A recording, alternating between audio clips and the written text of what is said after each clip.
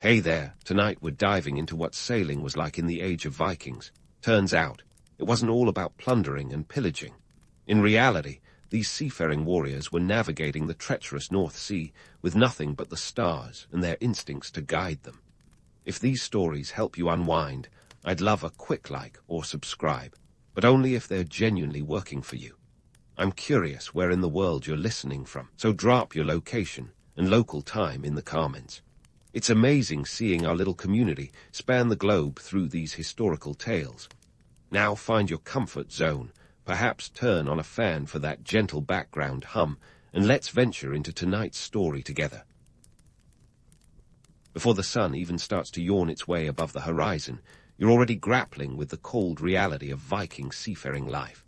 Sleepy-eyed and shivering, you find yourself aboard a longship, the pride of Norse engineering.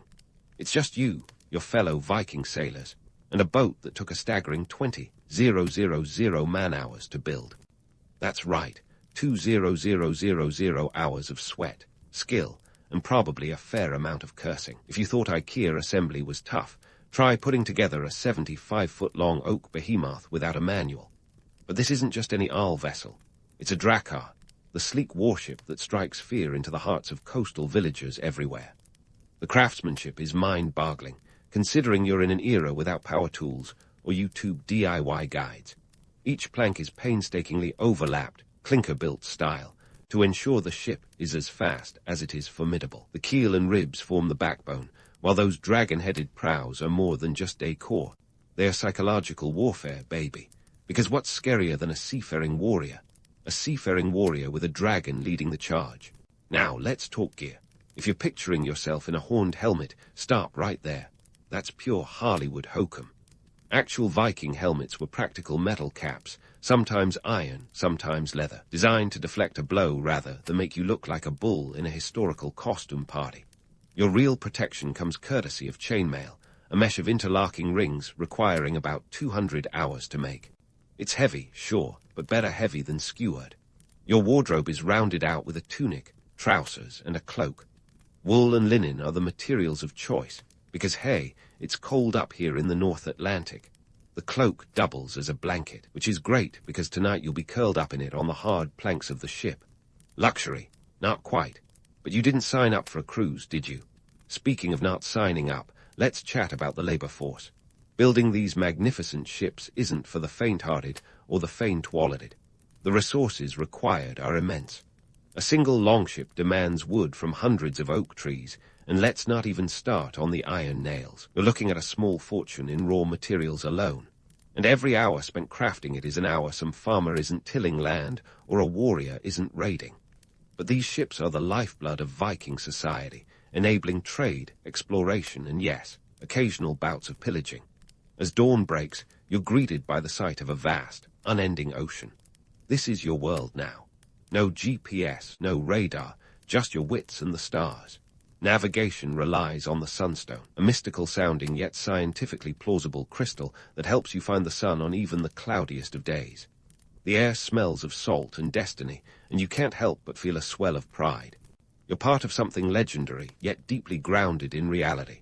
You're not a myth, you're a Viking. The air is crisp, and you can see your breath mingling with the morning mist. The crew is awake now, stretching, grumbling, and securing their gear. It's a hard life, no doubt, but there's a camaraderie here that's hard to find elsewhere. Each man, each woman knows their role, whether it's rowing, steering, or manning the sails. You're a community with a common goal, bound by necessity and the promise of glory, or at least survival. And as you look around at your fellow sailors, you realize there's no room for romantic illusions here. This isn't Valhalla on the high seas. It's a test of endurance, skill, and sometimes sheer luck. But that's the raw allure of it all. The myths might paint you as marauding barbarians with a flair for the dramatic, but the truth is far more nuanced and infinitely more compelling. You're farmers turned sailors, explorers at heart, and traders when the seas are calm. You're Vikings, and today is just another day in your extraordinary life. And so it begins. As your longship glides away from the safety of the shoreline, you're thrust into the true Viking experience, navigating the high seas with nothing but a handful of primitive tools and your wits. Forget Siri or Google Maps.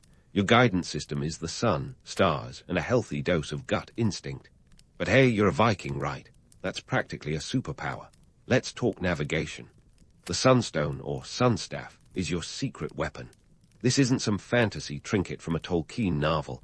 This mineral can actually polarize light, revealing the sun's position even when it's playing hide-and-seek behind clouds. And while the science is sound, it adds a touch of magic to the mundane, doesn't it? Imagine explaining that to the folks back home. Yes, Mom, I'm using a magic rock to find my way across the ocean. Sounds like a teenager's excuse for being out past curfew. But the Sunstone's just one piece of the puzzle. Reading the waves is an art form in itself. Experienced sailors, basically the GPS satellites of their day, could tell you the direction of the land based on the swell patterns.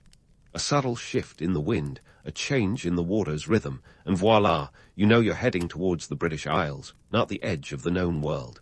It's a skill honed over years, maybe even a lifetime, and it's not for the faint-hearted. Mistakes? Yeah, they happen, and sometimes the consequence is an unexpected detour to a place you didn't mean to discover. Now, let's address the elephant, or should I say, the sea serpent, in the room, Viking sagas. Those epic tales of heroism and adventure that have inspired countless TV shows and movies. Yes, they're exciting, but historically accurate, not so much. These stories are like the Instagram of the Viking world, all filters and no reality. Sure, they capture the spirit of the era, but they also come with a healthy dose of embellishment. Did Leif Erikson really have a heart-to-heart with a sea monster? Probably not. But it makes for a killer story, doesn't it? In reality, the seas aren't filled with mythical beasts, but rather with the far more terrifying threat of seasickness. You're in a longship, remember. It's designed for speed, not comfort. The deck is cramped, the quarters are tight, and if you're prone to motion sickness, well, let's just say the ocean's not the only thing churning. It's a brutal reminder that for every romantic notion of Viking life, there's a gritty, less glamorous truth lurking beneath the waves. As the day wears on, your shoulders ache from rowing, your stomach protests against the constant motion, and that cloak you were so grateful for this morning. It's now a soggy mess. But here's the thing. Camaraderie, that bond between you and your shipmates, keeps spirits afloat. Shared hardship is a powerful glue, and nothing says team building like collectively holding back the urge to hurl overboard. The reality is, being a Viking sailor is as much about mental resilience as it is physical endurance. Every day is a test, not just of your ability to steer a ship, but to navigate the complexities of life itself. The sagas might not tell you that part, but then again, who wants to hear about the hero who spent half his voyage with his head over the side of the ship? Yet despite all this, there's an undeniable allure to the open sea. It's a canvas of possibilities, a place where legends are born, and history is written with each wave you conquer. The sagas captured the imagination because they spoke to something timeless, a sense of adventure, a yearning for the unknown, and the eternal human desire to see what's beyond the horizon. Whether you're steering by sunstone or simply trusting in fate, every voyage is a step into the great wide open. As the sun dips lower and the sky begins to blush with the colors of dusk, you realize that the myths, the sagas, the stories, they're all just reflections of the real adventure. The glory, the grit, the guts it takes to sail these waters, that's the true epic. And while the tales of dragons and sea monsters might not hold water, the spirit of exploration, unquenchable fire to seek and discover, is as real as the salt spray on your face. So you press on, navigating by stars and stories, part of a legacy that's as enduring as the sea itself. Now, as the sea breeze carries the scent of salt and opportunity, let's talk about what's really on your mind: food. You might be dreaming of mead-soaked feasts with drunken revelry, but let me burst that bubble right now. This isn't a Viking cruise with an all-you-can-eat buffet. No, out here it's more about survival than savoring gourmet meals. So what's on today's menu? Drumroll, please. It's fermented fish. If you're wrinkling your nose, just imagine the Vikings' enthusiasm. Known as rackfisk, this pungent delicacy could clear a room faster than you can say Norse mythology. It's made by salting, fermenting, and storing fish, usually trout, in a barrel for a few months, sometimes even longer. And you thought your leftovers were bad. But before you dismiss it, remember, this dish packs protein and a taste for the adventurous. And let's not forget about hardtack, the seafaring equivalent of a brick. This rock-hard biscuit could survive a nuclear winter let alone a few weeks at sea. It's not exactly Michelin star dining, but it's durable and filling. Think of it as the granola bar of the Viking world, minus the chocolate chips. Wash it all down with some skyer, a dairy product that's like a thicker, creamier yogurt. Packed with protein and calcium, it's a far cry from the modern-day protein shakes. Add a handful of dried berries, and you've got yourself a Viking smoothie. Forget kale, these guys were fueling up on whatever could be preserved and packed for the long haul. Now, as you're gnawing on your hardtack, let's chew on the economic motivations that propelled these voyages. It wasn't just about raiding monasteries for gold crosses, despite popular belief. Though, let's be honest, that was a fun perk. The real treasure was silver, cold, hard cash in the form of silver coins, hack silver, and anything else that could be melted down and reminted. This was the currency that made the Viking world go round. Trade was the name of the game. The Vikings were less about pillaging and more about profit margins. Their longships weren't just war machines. They were the FedEx trucks of their time. From Constantinople to Newfoundland, the Norse were setting up shop, trading everything from walrus ivory to furs, and even slaves. Yes, it turns out the Vikings were early adopters of globalization. And talking trade routes, these guys had them mapped out like a medieval Silk Road. From the bustling markets of Byzantium to the frozen frontiers of Greenland, they were connecting darts across Europe and beyond. A journey from Scandinavia to the British Isles, a mere hop, onward to the Frankish Empire or the Islamic Caliphate. Now we're talking. The Vikings were middlemen with a penchant for adventure, trading goods and stories across continents. But why silver, you ask? Simple. Silver was universally recognized and easily transportable. Unlike gold, which was often reserved for the elite, silver was egalitarian. And in the Viking Age, it was the status symbol, the bling that even the most hardened warrior coveted. Accumulate enough, and you could retire from plundering and settle down to a life of farming, or maybe just buy a bigger boat. As the sun climbs higher, the sea stretches out like an endless possibility. The ship cuts through the waves, propelled by a combination of wind, muscle, and ambition. Here's the crux. The Viking voyages were not just about conquest. They were about connection. These seafarers were building networks long before the term was appropriated by LinkedIn.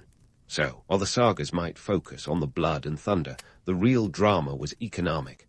The Vikings weren't just barbarians with a talent for axe-wielding. They were savvy traders, explorers, and yes, sometimes pirates.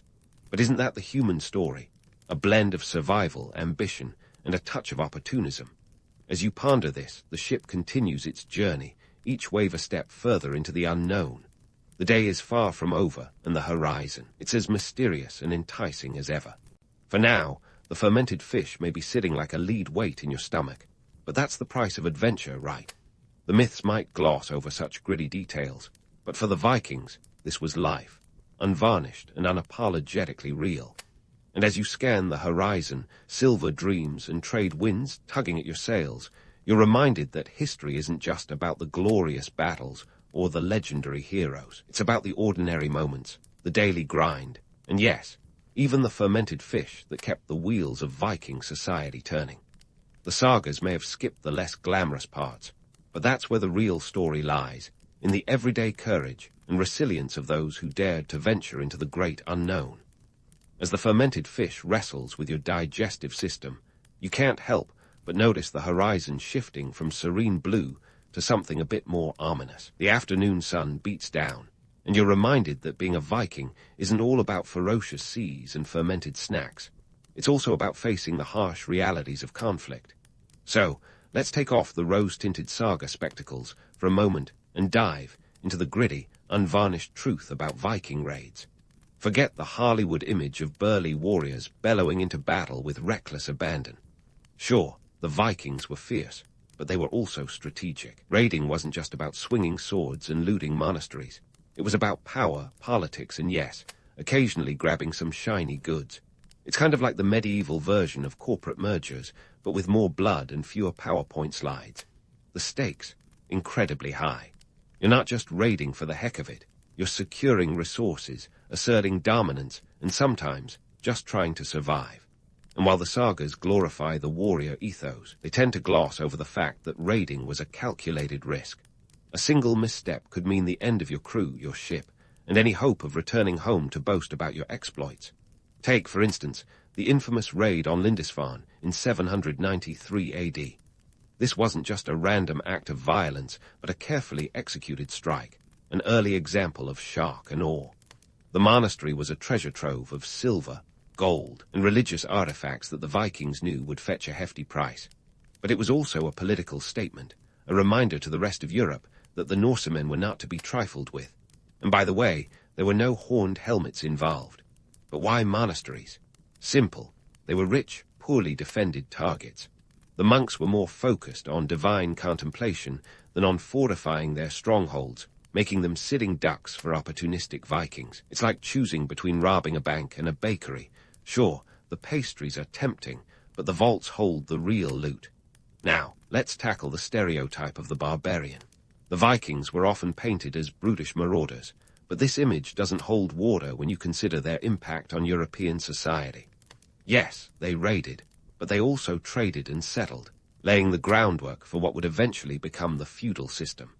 They weren't just wrecking ball warriors, they were unwitting architects of social change. Feudalism, that quintessential medieval hierarchy, was partly a response to Viking raids. European lords, tired of getting their castles pillaged, began fortifying their lands and rallying vassals to defend them. In a way, the Vikings helped create job security for knights and castle builders. So, next time you see a medieval knight, you might just want to thank a Viking. But it wasn't just about defense. The Vikings' influence extended into the very fabric of European politics. By raiding, trading, and settling, they blurred the lines between conqueror and diplomat. Rollo the Walker, for instance, was a Viking chieftain who became the first ruler of Normandy in 911 AD. He didn't just settle for raiding. He secured a dukedom and established a legacy that would give rise to William the Conqueror. Not too shabby for a guy whose nickname suggested he preferred walking over riding a horse. So, while the Viking Age is often romanticized as an era of untamed warriors and epic battles, the reality is far more complex. These seafarers were part of a dynamic, interconnected world where politics, trade, and warfare were inextricably linked. They were opportunists, sure, but also pioneers in a rapidly changing medieval landscape. And as you look out over the endless ocean, you realize that the true allure of the Viking life isn't just the thrill of battle or the promise of plunder.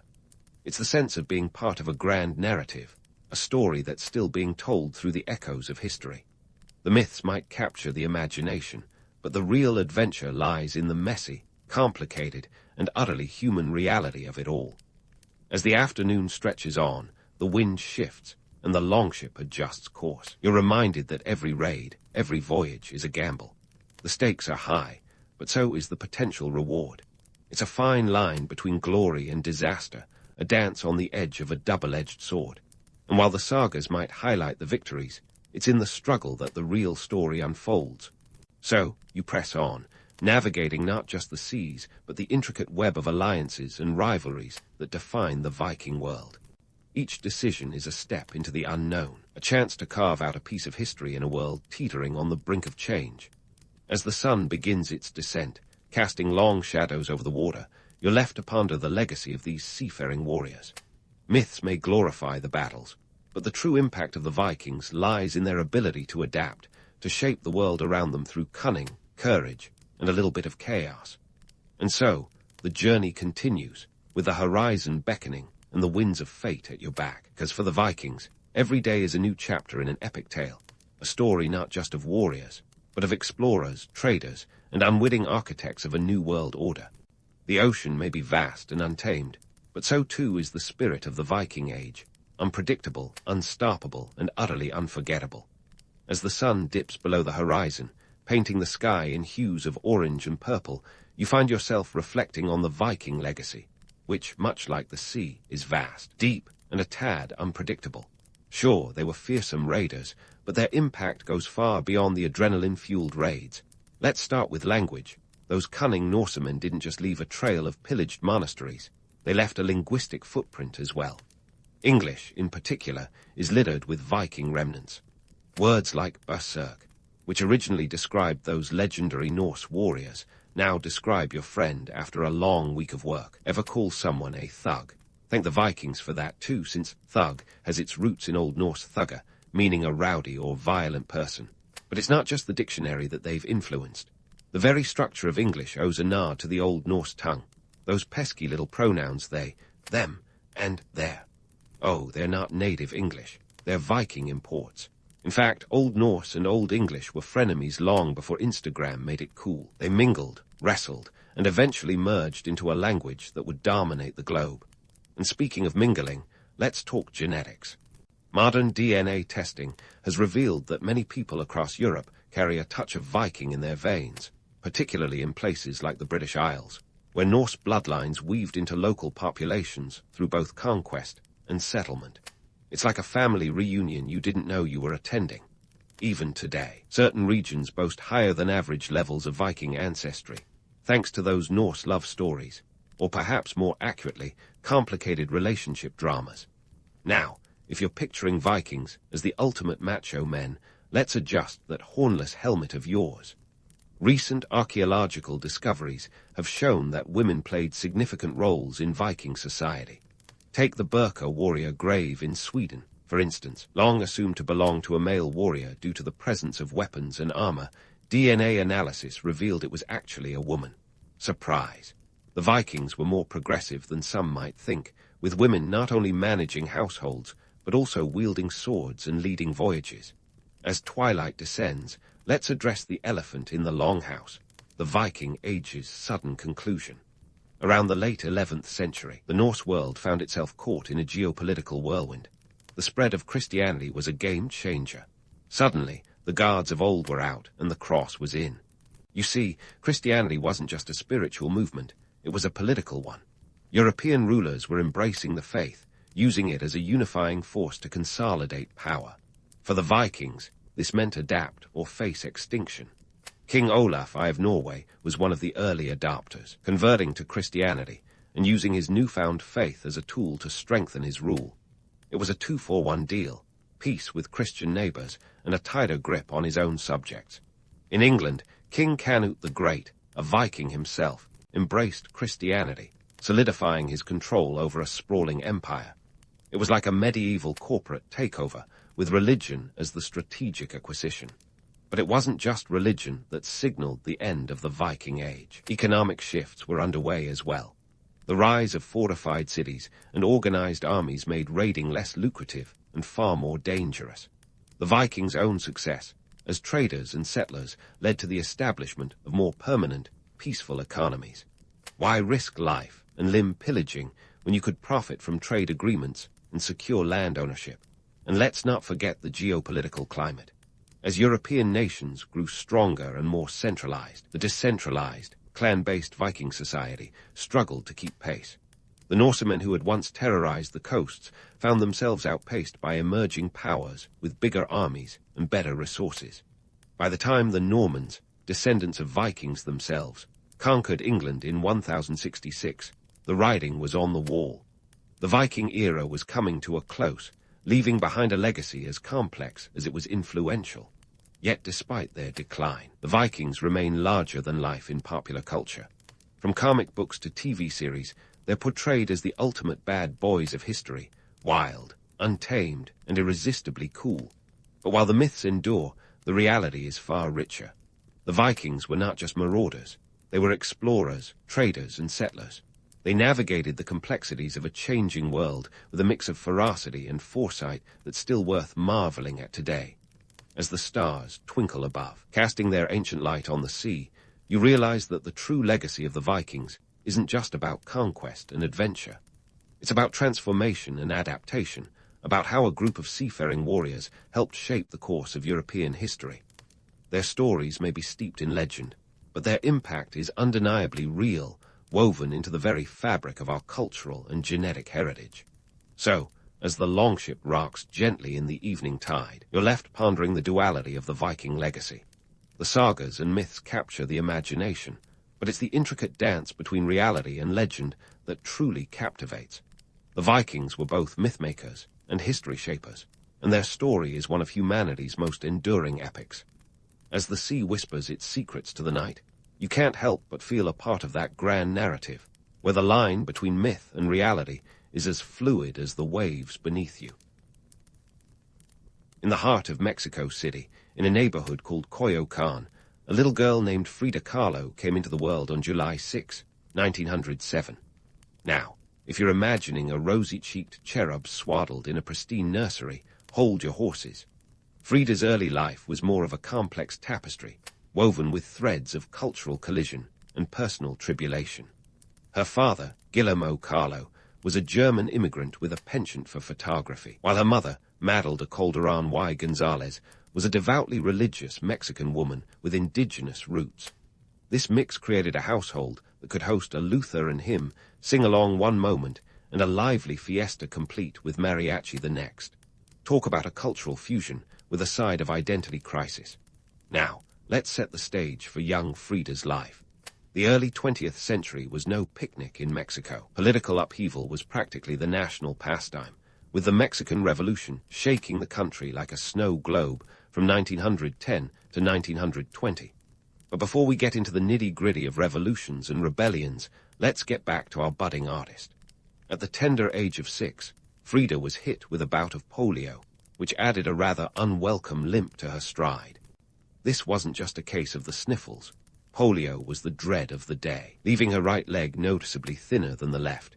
Ever the realist, she took to calling her right leg La Pata de Palo, or the wooden leg. But Frida, being Frida, didn't let that stop her from living life with gusto, often challenging the local boys to foot races, because why not prove them wrong while you're at it? Her father, Guillermo, was quite the character himself. When he wasn't busy snapping photos of Mexico's landscapes, he was teaching Frida the art of photography and, more importantly, how to develop a resilience that would become her trademark. He was her cheerleader, offering her the kind of support that was emotional, not just financial. Unlike the typical patriarch of the time, Guillermo encouraged Frida to engage in sports and intellectual pursuits, treating her less like a fragile flower and more like a budding force of nature. This, my friends, was progressive parenting before it was cool. Frida's childhood home, the now famous Casa Azul or Blue House, was a vibrant backdrop to her formative years. This wasn't just any house. It was a hub of intellectual and artistic activity, a place where ideas were exchanged as often as tortillas. It was here, amid the cobalt walls and lush gardens, that Frida began to develop the vivid imagination and artistic skills that would later define her career. The Kahlo household was a swirling mix of German precision and Mexican passion, setting the stage for Frida's own unique brand of artistry. Fast forward to her teenage years, and Frida was already making waves in ways you might not expect. Despite her physical challenges, she was a standout student, even gaining admission to the prestigious National Preparatory School in Mexico City. This was no small feat, especially considering she was one of only 35 girls in a pool of 2,000 students. Talk about a glass ceiling-shattering moment. It was here that Frida first dipped her toes into the boiling pot of political activism, joining a student group called Las Cachuchas, known for their antics and leftist leanings. They were a rowdy bunch, and Frida fit right in, combining her sharp wit with a burgeoning political awareness. But let's not romanticize Frida's early life too much. While her household was indeed a crucible of creativity, it was also a place of tension and traditional expectations. Her mother, Matilda, was often at odds with Frida's independent spirit, preferring her daughters to conform to more conventional roles. This clash of wills only fueled Frida's desire to carve out her own path, one that was as unconventional as it was groundbreaking. All these elements, the cultural mashup of her home life, the physical challenges that built her resilience, and the political unrest of her environment, played a crucial role in shaping the Frida Kahlo we've come to know and admire. They provided the backdrop for her art, which would later explode onto the canvas with a raw intensity and emotional depth that was as shocking as it was captivating. So next time you gaze at one of her self-portraits, remember that behind those piercing eyes lies not just an artist, but a survivor of a childhood that was anything but ordinary. Yet, for all Frida's precociousness, this was a world where tradition clung like the persistent Mexico City smog. Imagine being one of just 35 girls in a sea of 2,000 boys at the National Preparatory School. It was like being a flamingo in a flock of pigeons. Frida wasn't just navigating the crowded hallways of academia, but also the uncharted waters of burgeoning identity amidst a cacophony of expectations. She was a young woman in a patriarchal society where the notion of a girl with opinions was as welcome as a cactus in a balloon shop. Amidst the textbooks and testosterone, Frida found her tribe with Las Catchuchas, a rebellious band of intellectuals and pranksters. The group got its peculiar name from the caps they wore, which became their emblem of resistance. Think of them as the class clowns with a manifesto. Their antics were legendary. From mocking teachers to staging elaborate political skits, they were as much a product of the post-revolutionary fervor as the socialist pamphlets they read with zeal. And in this audacious environment, Frida's sharp wit and sharper tongue found fertile ground. But let's not sugarcoat it. The National Preparatory School wasn't exactly a bastion of feminist awakening. It was more like a gladiator arena where Frida had to duel not just with societal norms, but also her own burgeoning identity. It was here that she met Diego Rivera, the larger-than-life muralist whose own reputation was already splashed across the walls, literally and figuratively. Frida was fascinated by Rivera's audacity and skill. He was a man whose murals were as monumental as his ego, and their paths would intertwine in ways that were as tumultuous as they were transformative. The adolescent years were a dance of discovery and defiance for Frida, a time when she was beginning to stitch together the different threads of her identity. But life, as it often does, had other plans. On September 17, 1925, Frida's world was upended in the most literal sense. She boarded a rickety wooden bus with her boyfriend, Alejandro Gomez Arias, the kind that creaked like an old ship, unaware it was headed for disaster. The collision with a streetcar was catastrophic, a tragic meeting of metal and fate that left Frida with a broken spinal column, a shattered pelvis, and more fractures than a jigsaw puzzle. This was a turning point, the kind that shatters not just bodies, but also illusions. For months, her bed became both a prison and a canvas. Trapped in a body that felt like a stranger, Frida turned to painting as both escape and expression. Her parents, ever resourceful, rigged up a special easel and a mirror above her bed, giving her the tools to explore the only subject available, herself. This wasn't some idyllic artist's retreat. It was a battle against despair, where every brushstroke was a declaration of defiance. Her brush became an extension of her battered body, each stroke a testament to resilience. Frida's early paintings were raw and unflinching, a visual diary of pain and perseverance. In the solitude of her recovery, she forged an intimate relationship with the canvas, one that would become a lifelong conversation about identity, suffering, and survival. It was in these moments of solitude and reflection that Frida began to develop the unique style that would later captivate the world. Her work was deeply personal yet universal, touching on themes of pain, identity, and the human condition in a way that was both haunting and beautiful. But let's not get carried away with the romance of the tortured artist trope. The economic realities of the time were harsh. Medical bills piled up like the layers of paint on a canvas, and the Kahlo family wasn't exactly swimming in pesos. Frida's father, Guillermo, had suffered his own health setbacks, and the family's financial situation was precarious at best. Frida's art, at this stage, wasn't about gallery openings and critical acclaim. It was about survival, about finding a way to live when life seemed determined to crush her spirit. And yet, amid this crucible of pain, something remarkable happened. Frida's art began to attract attention, not just for its technical skill, but for its emotional depth. Her work was a window into her soul, a vibrant tapestry of color and emotion that defied easy categorization. It captured the attention of those around her, including Diego Rivera, who recognized in Frida a kindred spirit, someone whose art was as bold and uncompromising as his own. The accident, while devastating, became a catalyst for Frida's artistic development. It forced her to confront the fragility of life and the resilience of the human spirit. Her paintings were often infused with symbolism and surrealism, a reflection of her inner world as much as her physical reality. In her art, Frida found a way to transcend her physical limitations, to explore themes of identity, gender, and politics in a way that was deeply personal yet universally resonant. Frida's teenage years were a crucible of experiences and emotions that that would shape the rest of her life. They were a time of discovery and defiance, of pain and perseverance, of art and identity. They were the years that forged the artist she would become, a woman whose work would transcend borders and cultures, speaking to the universal human experience in a way that was both profound and deeply personal. As we delve deeper into Frida's life, remember that this was just the beginning of a journey that would defy conventions, challenge perceptions, and leave an indelible mark on the world of art and beyond. As the 1920s roared on, Frida Kahlo was about to step into a decade that would be anything but a quiet stroll through the park.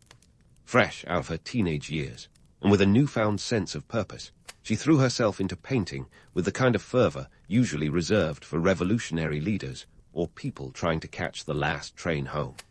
Her accident might have shattered her body, but it had fused her spirit into something unbreakable, creating a woman who would redefine what it meant to be an artist in a world that wasn't quite ready for her. By the time she hit her 20s, Frida's art was already turning heads, and not just because of the vibrant colors or the haunting imagery. Her work was becoming a visual manifesto, a complex stew of identity, politics, and personal anguish. And then there was Diego Rivera, the muralist with a reputation as big as his canvases. Frida and Diego didn't just meet, they collided, like two celestial bodies on a cosmic crash course.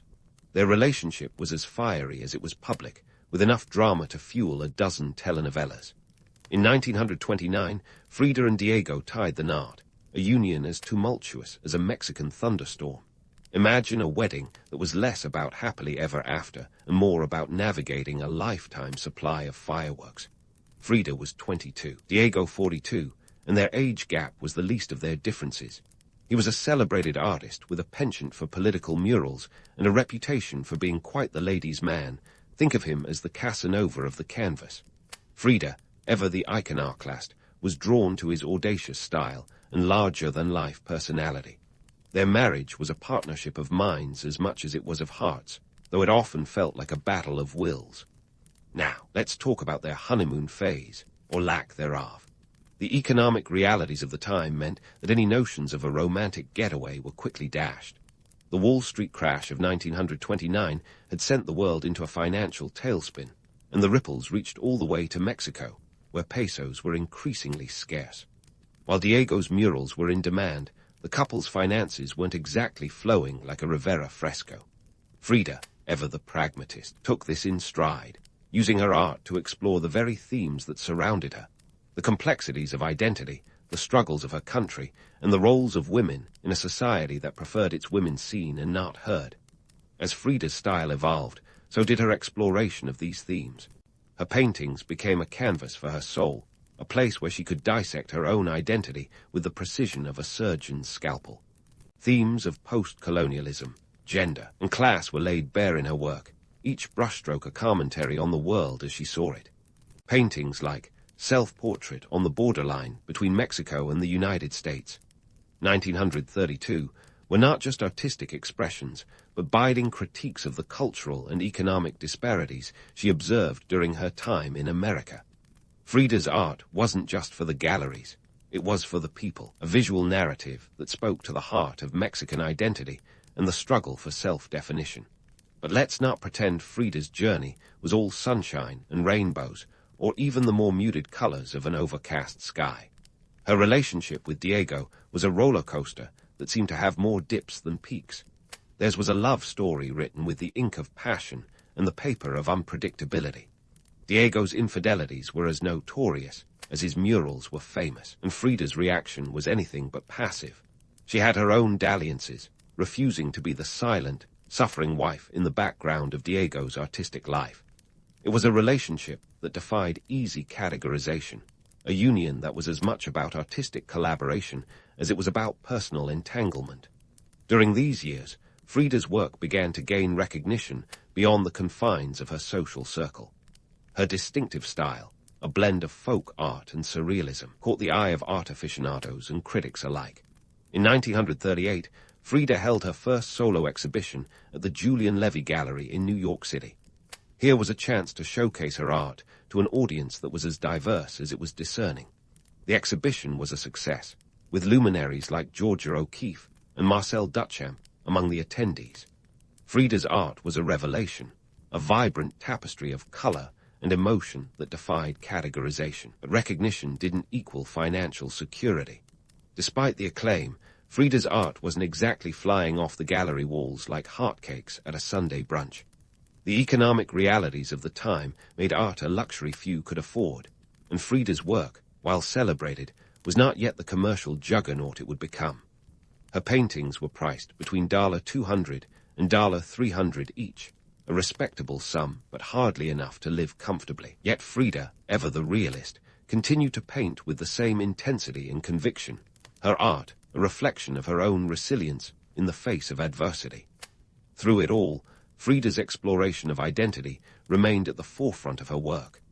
She painted herself as both the subject and the object, a duality that reflected her complex relationship with her own femininity and her place in a world that often tried to define her by her gender. Her art was a bold statement of self-assertion, a declaration that she would not be confined by societal expectations or traditional roles. In works like The Two Fridas, 1939, she dissected her own identity with a surgeon's precision, exploring the duality of her heritage and her struggle for self-definition in a world that often tried to pigeonhole her. This period of her life was one of intense creative output, a time when Frida's art flourished, even as her personal life was often in turmoil. Her work was a reflection of her own experiences, a tapestry of pain and perseverance that resonated with a growing audience. As she navigated the complexities of her marriage to Diego, Frida's art became an outlet for her emotions, a place where she could explore the themes of identity, gender, and class that were at the heart of her life's work. In these years, Frida Kahlo was not just emerging as an artist. She was becoming a force to be reckoned with, a woman whose art and identity were inextricably linked. As she painted, she was not just creating art. She was crafting a narrative of resilience and strength, a story that would captivate audiences long after her time. The roller coaster of her relationship with Diego, the economic challenges, and the societal expectations were all elements that shaped her art, each brushstroke a testament to her indomitable spirit. And so, as the 1930s drew to a close, Frida Kahlo stood on the cusp of a new chapter in her life, one that would see her art continue to evolve and her influence grow.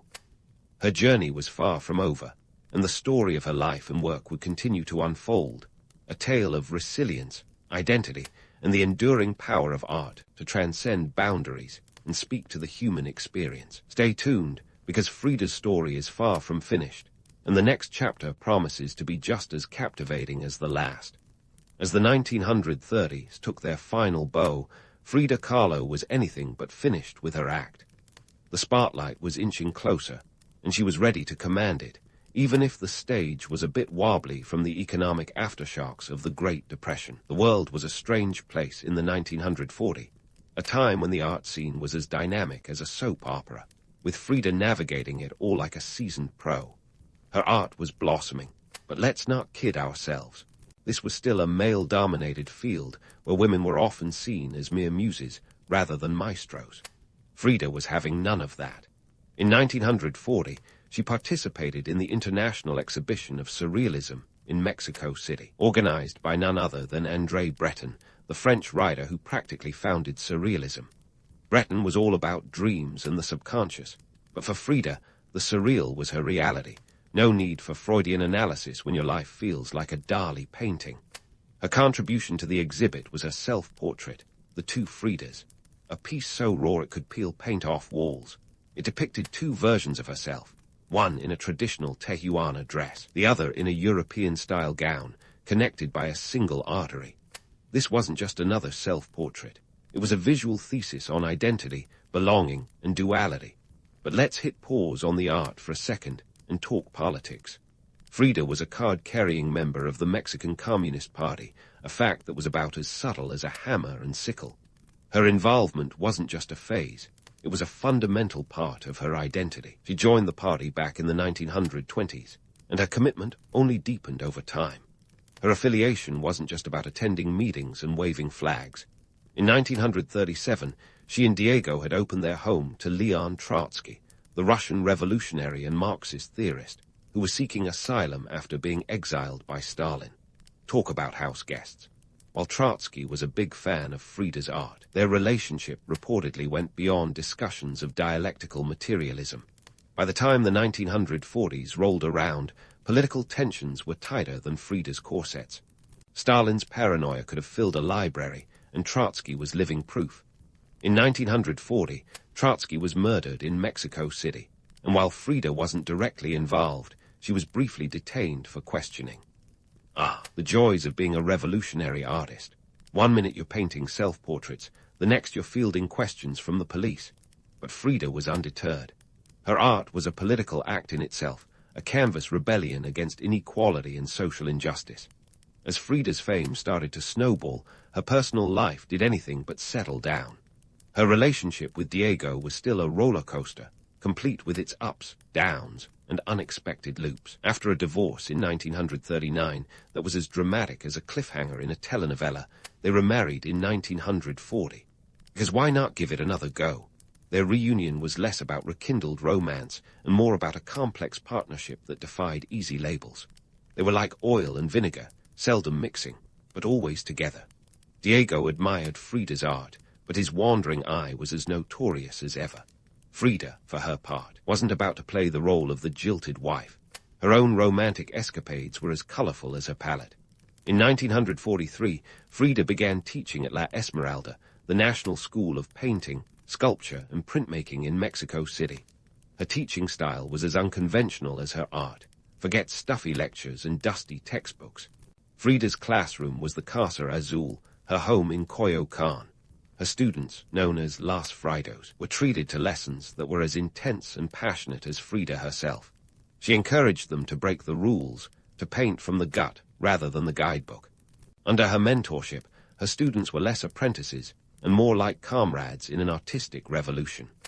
The 1940 were a period of increasing recognition for Frida, both at home and abroad. Her work was featured in exhibitions across the United States, and she was becoming something of a cult figure in Mexico. In 1946, she received the National Prize of Arts and Sciences from the Ministry of Public Education for her painting Moses, a vibrant, chaotic depiction of the cycle of life. It was a significant honor, especially in a country where women artists were often relegated to the sidelines. Frida was not just stepping out of Diego's shadow. She was casting her own, broad and bold, but let's not gloss over the grit. Behind the accolades, Frida's health was a constant struggle. Her body was a battlefield ever since that horrific bus accident back in 1925. By the 1940, she'd undergone numerous surgeries, each more debilitating than the last. Her spine was a patchwork of metal and pain, and she often relied on painkillers just to get through the day. Yet, she painted through the agony, her works becoming increasingly visceral and haunting. Her health was a reminder that the human spirit is both tenacious and fragile, a duality she explored in her art with unflinching honesty. Amidst this whirlwind, Frida's relationship with other cultural icons was as complex as her paintings. André Breton, the surrealist guru, adored her work, even if Frida herself wasn't entirely sold on the surrealist label. She famously said, "I never knew I was a surrealist until André Breton came to Mexico and told me I was." For Frida, her art wasn't about dreams or fantasy. It was a raw, unfiltered portrayal of her reality. Her relationship with Breton and other surrealists was a mix of admiration and skepticism, a tango between artistic kinship and philosophical divergence. By the end of the 1940, Frida Kahlo had firmly established herself as a formidable force in the art world. Her paintings were more than just canvases. They were declarations of identity, politics, and resilience. She was a woman who refused to be defined by her circumstances, a revolutionary spirit in a world that often tried to box her in. Her art was a testament to her indomitable will, a narrative of survival and strength that spoke to the universal human condition. As we inch closer to the final act of her life, remember, Frida Kahlo was never just an artist. She was a legend in the making, and her story is far from over. Stay tuned, because the next chapter promises to be just as riveting as the last. As the curtain lifts on the final act of Frida Kahlo's life, we find her teetering on the precipice of immortality, not the Greek mythology kind, but the kind that comes with a legacy etched in oil and canvas. Frida's health was deteriorating faster than a sugar cube in hot coffee, yet her influence was expanding like a balloon at a kid's birthday party. She was on a mission, painting feverishly as if each stroke could stave off the inevitable. In 1953, a year before her death, she had her first solo exhibition in Mexico, a milestone that was both a triumph and a poignant reminder of how long recognition had taken. The opening was a scene straight out of a dramatic novel. Frida, unable to walk, was carried into the gallery on a hospital bed. A queen presiding over her court, she demonstrated that her spirit was as unyielding as her body was fragile. Now, let's talk numbers.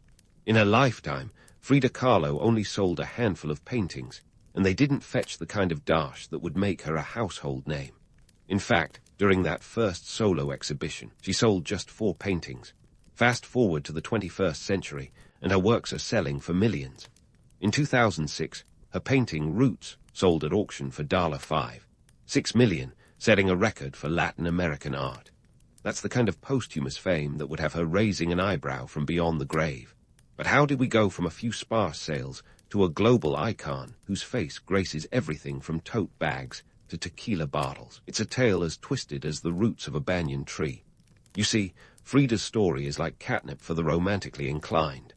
The tragic accident, the tumultuous love affair with Diego Rivera, and her fierce individuality create a narrative as compelling as her unibrow is iconic. And let's not forget the allure of her Mexican heritage, rich, colorful, and steeped in indigenous traditions. Her art embodied the essence of Mexicanidad, a celebration of Mexican identity that resonated far beyond the borders of Coyoacán. Now, if you're thinking, well, when did Frida become the poster child for Mexican culture? You're not alone. The real surge in her popularity began in the 1980s. The feminist movement, with its penchant for reclaiming overlooked female figures, embraced Frida as a symbol of rebellion and resilience. Her art was raw, unapologetic, and deeply personal, a mirror reflecting the struggles of women everywhere. The 1983 biography, Frida, a biography of Frida Kahlo, by Hayden Herrera, catapulted her into the limelight, transforming her from a niche artist into a global phenomenon. The book was like a backstage pass to Frida's life, exposing the grit behind the glamour. But here's where things get complicated. The commercialization of Frida's image has turned her into a brand, and not always in ways that align with her values. She's been co-opted into pop culture, her face adorning everything from socks to Barbie dolls. It's as if her legacy has become a piñata, with everyone scrambling for a piece. While some argue this democratizes art, making it accessible to the masses, others see it as a dilution of her message, a capitalist twist on a communist icon. And let's not overlook the mythologizing of Frida herself. The image that's often sold is one of a tragic, suffering artist, but that's only part of the picture. Yes, she endured immense pain, but she was also fiercely independent, politically active, and possessed a wicked sense of humor. In a letter to her doctor, she once quipped, "I hope the exit is joyful, and I hope never to return." It's a reminder that she was more than just her suffering. She was a multifaceted individual whose life defied simple categorization. As we sift through the layers of her legacy, it's important to separate the woman from the myth. Frida Kahlo was an artist who painted her truth in vivid, unflinching detail. Her work was a rebellion against societal norms, a challenge to the status quo, and a testament to the resilience of the human spirit. In an era when women were often relegated to the background, Frida painted herself front and center, demanding to be seen in all her complexity. Her influence today extends beyond the art world. She's a symbol of empowerment for marginalized communities, a beacon for those who refuse to be defined by their circumstances. Her legacy is a tapestry woven with threads of pain, passion, and perseverance, a narrative that continues to resonate with audiences worldwide. So, what's the takeaway from Frida's story? It's that legacy isn't just about the life you lead. It's about the impact you leave behind. Frida Kahlo's art remains as vibrant and relevant today as it was when she first put brush to canvas. Her story is a reminder that art is not just about beauty. It's about truth, honesty, and the courage to face the world with all its contradictions. As we leave the world of Frida Kahlo, let's remember her not just as a mythical figure, but as a real woman who lived boldly, loved fiercely, and painted with her heart on her sleeve. Louis Pasteur, born in Dole, France, in 1822, was hardly the child prodigy you'd expect to grow up and revolutionize science. Picture a young boy with more interest in fishing and drawing than cracking open textbooks. It's a comforting thought for anyone who's ever flunked a class or two. Because, believe it or not, Pasteur wasn't exactly the star student. In a world where his future discoveries would save millions, young Louis could barely save himself from mediocre grades. His father, a tanner named Jean-Joseph Pasteur, had hoped his son would rise above the humble beginnings of a family steeped in leather and dye.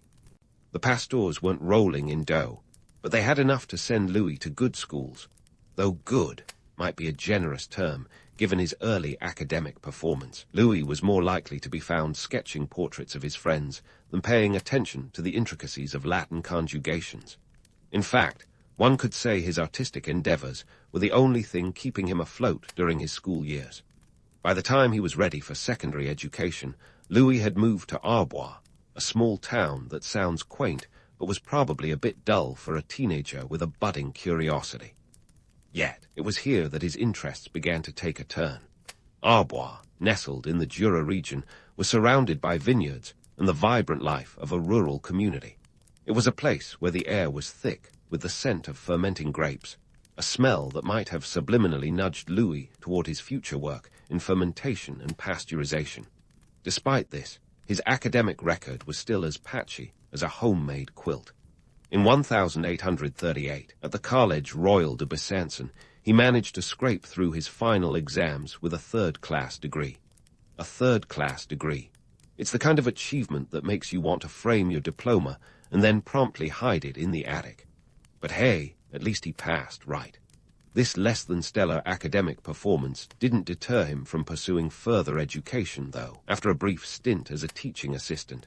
A job that probably taught him more patience than chemistry. Louis finally found his groove. The turning point was when he didn't get into the École Normale Supérieure on his first try. Yep, he failed the entrance exam.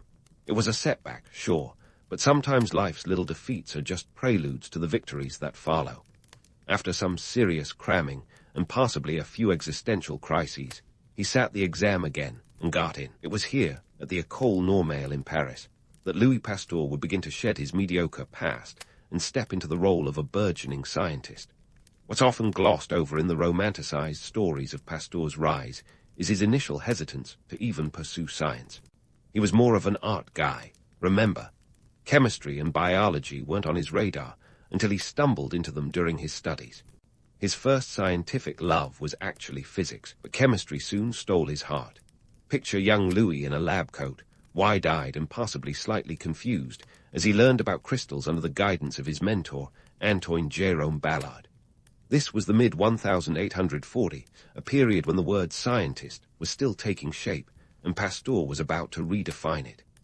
Ballard, a man with a nose for talent, saw something in Pasteur, a spark, a flicker of potential that others had missed. Under his tutelage, Pasteur dove into the world of molecular structures, specifically focusing on how light polarized through crystals. It sounds fancy, but it boils down to this. Pasteur realized that the crystals had asymmetrical properties, a finding that would later become foundational in stereochemistry. It was like discovering that your apparently symmetrical face was, in fact, asymmetrical, only less concerning and more groundbreaking. If you've ever wondered how someone goes from a struggling student to a scientific wizard, Pasteur's story might be your answer. Persistence, a bit of luck, and the right mentor. By 1847, Pasteur had completed his doctorate in science, focusing on crystallography.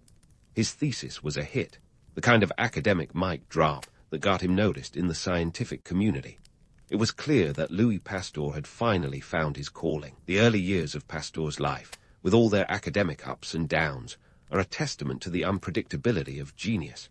They remind us that even the greatest minds can start with a whimper before they find their roar. From a small-town boy with a penchant for doodling to a man on the brink of scientific greatness, Pasteur's journey was just beginning. He was about to take on the world of microbes, vaccines, and beyond, but that's a story for another day. Just as young Louis Pasteur found his scientific groove, the world of microbes was about to become his personal playground. Picture France in the mid-19th century, a country steeped in tradition, where the very idea of invisible organisms seemed as likely as Napoleon riding a bicycle. Yet, here was Pasteur, fresh out of his academic cocoon, ready to challenge the status quo with nothing more than a microscope and an itch for discovery. Let's talk about fermentation, a process as old as humanity's love for a good drink. Back then, people had about as much understanding of fermentation as they did of quantum physics. This is where Pasteur enters, stage left, with a burning question. What really causes the sugar in grapes to turn into alcohol? Spoiler alert. It wasn't magic or spontaneous generation, that age-old idea that life could just pop into existence like a souffle in a hot oven. The scientific community was split on this. On one side, you had the spontaneous generation enthusiasts, convinced that life was a self-starter. On the other, you had Pasteur, waving his petri dish like a flag of rebellion. His experiments with yeast and bacteria were the scientific equivalent of a mic drop. Pasteur showed that fermentation was actually the work of living organisms. Yeast was the unsung hero, transforming sugars into alcohol with the precision of a Swiss watch. This wasn't just a revelation. It was the scientific equivalent of discovering that your cat has been secretly solving Rubik's Cubes when you're not looking. Here's a fun fact. Pasteur's experiments managed to ruffle more feathers than a fox in a henhouse. Established scientists, who'd spent years thumbing through musty textbooks of outdated theories, weren't exactly thrilled to have their life's work dismantled by a former art student.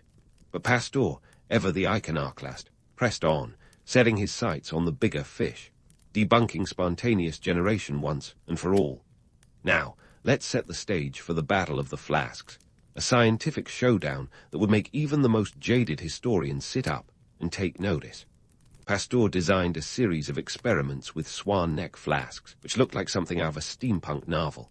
He boiled nutrient-rich broths in these specially designed flasks to kill any existing microbes.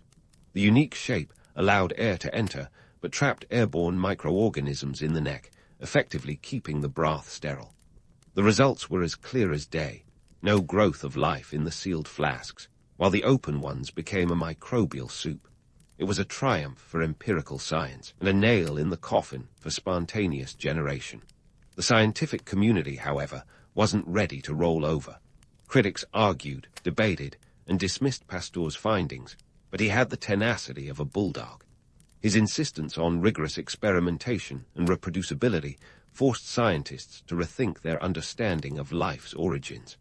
By 1864, Pasteur's work had become a cornerstone of microbiology, and his methods had paved the way for modern scientific inquiry. Yet, not everyone was convinced. Enter Felix Archimede Pouchet, a fervent advocate for spontaneous generation, who wasn't about to let Pasteur steal the spotlight. Their debates were like a scientific soap opera, complete with public demonstrations and heated exchanges. Pouchet's attempts to discredit Pasteur were both earnest and ultimately futile. Pasteur's meticulous approach and undeniable results left Pouchet's theories looking like yesterday's news. Despite the controversy, Pasteur's work on fermentation and spontaneous generation was nothing short of revolutionary. It laid the groundwork for germ theory, which would later transform medicine and public health on a global scale. His approach, rooted in observation, experimentation, and skepticism, was as groundbreaking as it was contentious. It was the kind of science that demanded attention, not just from fellow scientists, but from the world at large. What's fascinating about Pasteur's story is that he wasn't just battling scientific ignorance. He was fighting against a deeply entrenched worldview. The idea that life could arise from nothing was comforting in its simplicity, much like believing in fairy tales. But Pasteur's findings challenged people to accept a more complex reality, one where tiny, unseen creatures held immense power. Economically, Pasteur's discoveries were a goldmine. Understanding fermentation meant better control over the production of wine, beer, and bread, industries that were quite literally the bread and butter of France. The practical applications of his work were enormous, leading to more efficient production processes and higher quality products. It's one of those rare instances where science didn't just meet industry, it transformed it. As Pasteur continued his work, he remained a figure both revered and ridiculed. His methods, while revolutionary, were not without their critics. Some saw his rigorous approach as overly meticulous, bordering on obsessive. Yet, it was this very attention to detail that set him apart. In a world content with easy answers, Pasteur demanded more. He insisted on seeing the invisible, understanding the misunderstood, and always questioning the unquestionable.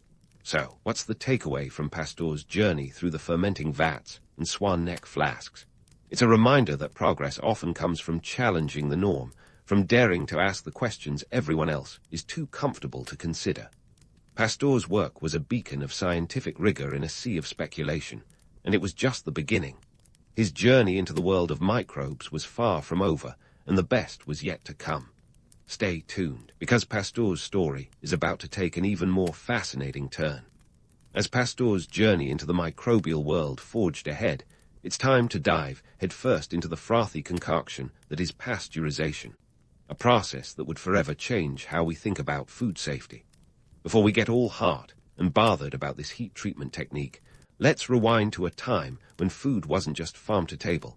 It was more like farm-to-stomach bug. In 1864, Pasteur's meticulous work on fermentation wasn't just a boon for the wine industry. It was a revelation. The French vineyards were in trouble, battling what might as well have been a biblical plague of souring wine. Enter Louis Pasteur, the scientific knight without the shiny armor, but armed with a microscope and a penchant for precision. He discovered that heating wine to a temperature between 60 to 100 degrees Celsius killed off the bacteria causing spoilage without altering the beverage taste. Voila, pasteurization was born, not with a bang, but with the gentle bubbling of heated wine. Now, let's set the scene. France in the 1860 was a nation of wine lovers and dairy devotees, but the industries were as skeptical as a cat in a room full of rocking chairs. Pasteur's methods were revolutionary, sure, but they were also met with more raised eyebrows than a celebrity scandal. Traditional winemakers were wary of adopting a process that seemed as foreign as Martian cheese, while dairy producers were equally hesitant, fearing it would change the flavor profile of their beloved milk. Pasteur faced the kind of skepticism that makes you want to shake your fist at the sky and shout, "Why don't they get it?" Yet, the economic stakes were high. The wine industry was worth its weight in gold, or at least a few hundred million francs, making it a cornerstone of France's economy. Pasteur's technique promised to save the industry from ruin, a prospect that even the staunchest traditionalists couldn't ignore forever. The cost of not adapting was a potential economic meltdown, akin to a modern-day tech company refusing to adopt the internet. Slowly but surely, the pragmatic allure of not losing millions won out over the romantic notion of untouched tradition. Pasteur, ever the persistent trailblazer, wasn't just stopping at wine. He turned his attention to milk, a staple that was more often than not a microbial minefield. Raw milk was a breeding ground for diseases like tuberculosis and typhoid fever, illnesses that were about as welcome as a skunk at a garden party. Pasteurization offered a way to make milk safer without sacrificing taste, a win-win that seemed too good to be true. But here's the rub. The dairy industry didn't exactly welcome Pasteur with open arms. Farmers and producers were skeptical, worried that the process would strip milk of its natural goodness. This was a time when the term natural was akin to saying, "It's just better, trust me." Pasteur, with the patience of a saint and the determination of a terrier with a bone, demonstrated again and again that his method preserved both safety and flavor. It was the 19th century equivalent of proving that you could have your cake and eat it too. Let's take a moment to appreciate the economics of it all. Milk was a dietary staple, consumed by rich and poor alike. Pasteur's technique promised to reduce spoilage and extend shelf life, which in economic terms meant reducing waste and increasing profits. This was a potential game-changer for an industry that, much like today, operated on tight margins. Yet, convincing the industry to adopt pasteurization was like trying to teach a cat to fetch, a Herculean task that required patience, persistence, and perhaps a touch of magic. Pasteur's endeavors weren't just about making food safer. They were about transforming society's relationship with its provisions. Picture a time when consuming unpasteurized dairy was the norm, and foodborne illnesses were as common as a rainy day in London. Pasteur was on a mission to change that, one heated batch at a time. He was driven by a vision of a world where food didn't just nourish, it didn't kill you either. Here's a fun little tidbit. Pasteur, despite his aversion to the arts in his later years, became a sort of savior for the French wine industry, a poetic twist for a man who once struggled to draw a straight line. His work wasn't just a scientific triumph, it was a cultural one. The French wine industry, with its centuries-old traditions, owed a debt to a man who saw beyond the status quo, who dared to challenge the entrenched beliefs and offer something better. The societal impact of pasteurization was profound. It wasn't just about saving wine or milk, it was about revolutionizing public health. By the late 19th century, pasteurization became a standard practice, a testament to the fact that sometimes the best ideas are the ones that take a while to stick. The process was adopted across Europe and eventually the world, leading to a decline in foodborne illnesses and a rise in the general health of the population. It was a time when science was beginning to shape policy, a precursor to the interconnected web of health regulations we have today. Yet, for all its benefits, pasteurization didn't come without its detractors. Some argued that heating food denatured nutrients, a claim that persists in some circles even today. But as the data rolled in, it became clear that the benefits far outweighed the negligible losses. It was a classic case of pragmatism triumphing over ideology, a reminder that sometimes the best way forward is the path that makes the most sense, even if it ruffles a few feathers along the way. Pasteur's legacy was cemented not just in the annals of science, but in the everyday lives of people around the world. His work brought about a shift in how we think about food safety, laying the groundwork for future innovations in public health and food science. In a world where invisible threats lurked in every unpasteurized glass, Pasteur offered a shield, a way to embrace the modern without losing the essence of tradition. As we sip our morning coffee with a splash of pasteurized milk, or enjoy a glass of wine that doesn't taste like vinegar, we owe a nod to Pasteur. He was the unassuming hero who took on the giants of industry and tradition, armed with nothing but his wits and a vision of a healthier world. His story is a testament to the power of perseverance, the importance of challenging the norm, and the simple truth that sometimes the best solutions are the ones that require us to look a little closer and think a little harder. And so, as the world turned toward the 20th century, Pasteur's work laid the foundation for a new era of scientific inquiry and public health. His journey from an art-loving student to a titan of science was far from over. There were still battles to be fought, discoveries to be made, and myths to be busted. Stay with us, because the story of Louis Pasteur is about to take us down even more unexpected paths. As the calendar flipped into the era of burgeoning scientific discovery, Louis Pasteur found himself back at the drawing board, or lab bench to be precise. The world had just begun sipping its pasteurized milk and wine without fear of microbial mayhem, thanks to his groundbreaking work. Now, Pasteur's gaze shifted to a new, albeit more ferocious, invisible enemy: rabies. In the 19th century, rabies was the stuff of nightmares, a disease that transformed beloved pets into foaming menaces and carried a death sentence for any unfortunate human victim. Rabies didn't just haunt the imagination, it stalked the streets. In Paris alone, stray dogs were as common as baguettes, and tales of rabid encounters spread faster than the disease itself. The public health challenge was monumental. How do you combat something you can't see until it's too late? Enter Pasteur, with his ever-present microscope, and a determination that bordered on the obsessive. Now, let's talk about rabies in the 1800s. It was less a disease and more a horror story, complete with frothing mouths and violent fits. Once symptoms appeared, death was a foregone conclusion, often within days. Pasteur knew that the key to conquering rabies lay in prevention, not cure. His ambition, to create a vaccine that could stop the disease in its tracks before it even had a chance to rear its ugly head. The process wasn't exactly smooth sailing. Pasteur embarked on a series of experiments that would make even the bravest lab rat shiver. He began by isolating the rabies pathogen, a task akin to searching for a needle in a haystack while blindfolded. But Pasteur wasn't one to shy away from a challenge. With the diligence of a detective, he and his team of scientists, including Émile Roux, a key collaborator, started experimenting with ways to weaken the virus.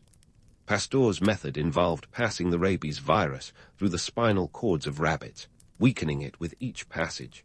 This attenuated virus, he hypothesized, would train the body's immune system to fight off the real thing. It was a concept as bold as it was perilous. The ethical dilemmas were stacking up like a game of Jenga in a windstorm. Testing on animals was one thing, but human trials. Now, that was opening a whole new can of worms. The moment of truth arrived in July 1885, when a 9-year-old boy named Joseph Meister stumbled into Pasteur's lab, bitten by a rabid dog and facing certain death. It was a situation that could make even the most seasoned scientist's palms sweat. Pasteur, who wasn't even a licensed physician, faced a choice as stark as it was harrowing: to act or not to act. In a move that some might call reckless and others call heroic, Pasteur decided to administer his experimental vaccine. Over the next 10 days, Joseph received a series of injections. Talk about high stakes. The boy's life hung in the balance, and Pasteur's reputation was on the line. It was the kind of gamble that makes Las Vegas look like a kindergarten sandbox. Miraculously, Joseph survived, becoming the first human to be successfully immunized against rabies. The news spread like wildfire, turning Pasteur into a scientific savior overnight. His lab became a pilgrimage site for those bitten by rabid animals, and Pasteur's method was soon adopted worldwide. But let's not kid ourselves. Pasteur's success wasn't free of controversy. The ethical implications were as murky as the Seine on a rainy day. Critics argued that Pasteur had played God with human lives, using an untested vaccine in a high-stakes gamble. They questioned the morality of his methods, pointing to the potential for catastrophic failure. Yet, in the end, the success of the rabies vaccine overshadowed these concerns, cementing Pasteur's place in history as a pioneer of immunology. The economic impact was profound.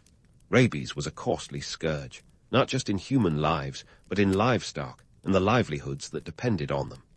By 1900, rabies had been nearly eradicated in many parts of the world, a testament to the vaccine's efficacy.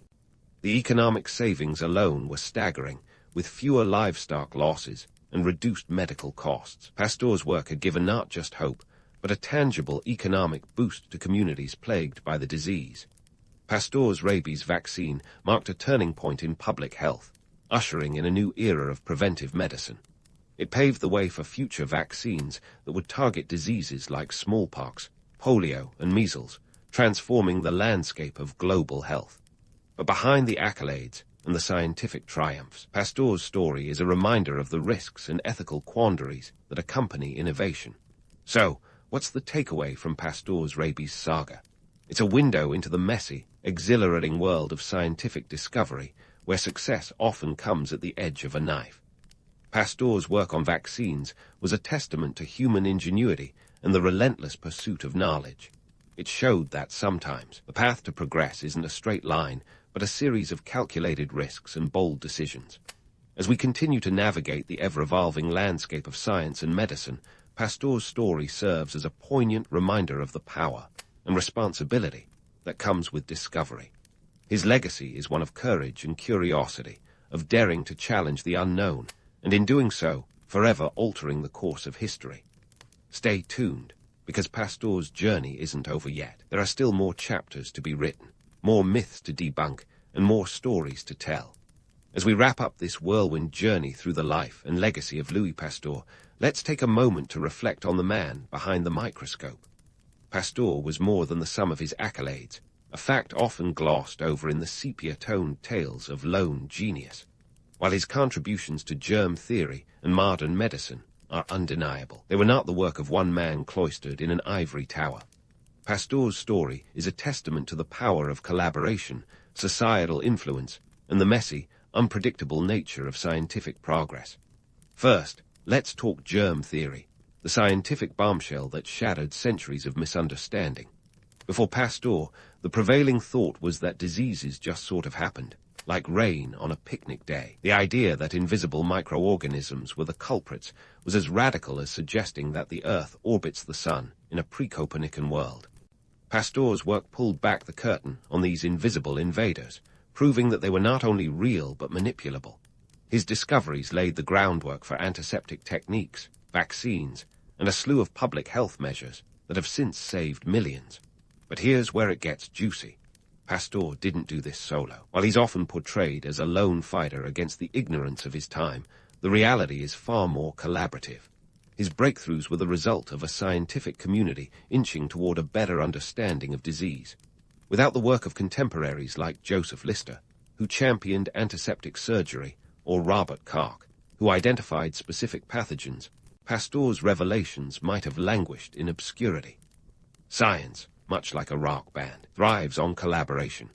Pasteur was the frontman, sure, but he had a phenomenal backing band. Moreover, let's not forget the societal backdrop against which Pasteur's discoveries unfolded. The 19th century was a petri dish of industrialization and urbanization, a time when cities were swelling with people and, unfortunately, diseases. These conditions created both the necessity and the opportunity for Pasteur's work. It was a world in desperate need of answers, and Pasteur was more than happy to provide them. His timing was impeccable, arriving on the scene when society was poised for change, ready to embrace new ideas about hygiene and health. Now, cue the Pasteur Institute, that venerable bastion of scientific inquiry and one of Pasteur's most enduring legacies. Founded in 1887, a year before Pasteur's death, this research facility was established to continue the fight against infectious diseases. The Institute wasn't just a monument to Pasteur's achievements. It was a living, breathing extension of his life's work, dedicated to the pursuit of knowledge and the betterment of humanity. Today, it remains a powerhouse of scientific research, with over 100 institutions worldwide, continuing to unravel the mysteries of diseases both old and new. The Pasteur Institute is a prime example of how legacy isn't just about what you leave behind, but what you set in motion. It's a reminder that the true measure of success isn't found in awards or accolades, but in the lasting impact on society and the future of scientific inquiry. Pasteur's legacy wasn't confined to the lab. It was alive in the students he mentored, the scientists he inspired, and the lives he saved. Yet, let's not sanitize the narrative into a fairy tale of triumph. Pasteur's journey was fraught with the kind of drama that would make for a gripping Netflix series. His life was marked by fierce rivalries, ethical debates, and public scrutiny. He faced criticism both from within the scientific community and from society at large.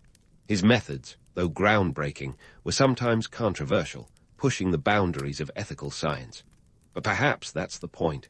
Progress is often uncomfortable, a truth Pasteur knew all too well. In terms of economic impact, Pasteur's work was nothing short of revolutionary. His discoveries not only saved lives, but also revitalized industries.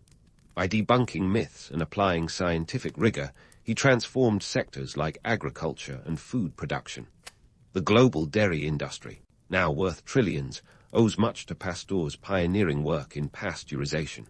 Similarly, his contributions to vaccine development have spared countless economies from the ravages of diseases like rabies and anthrax, preserving both human capital and financial stability.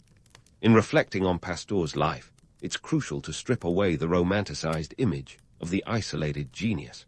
Let's appreciate the real story, a man who was part of a larger narrative of scientific advancement.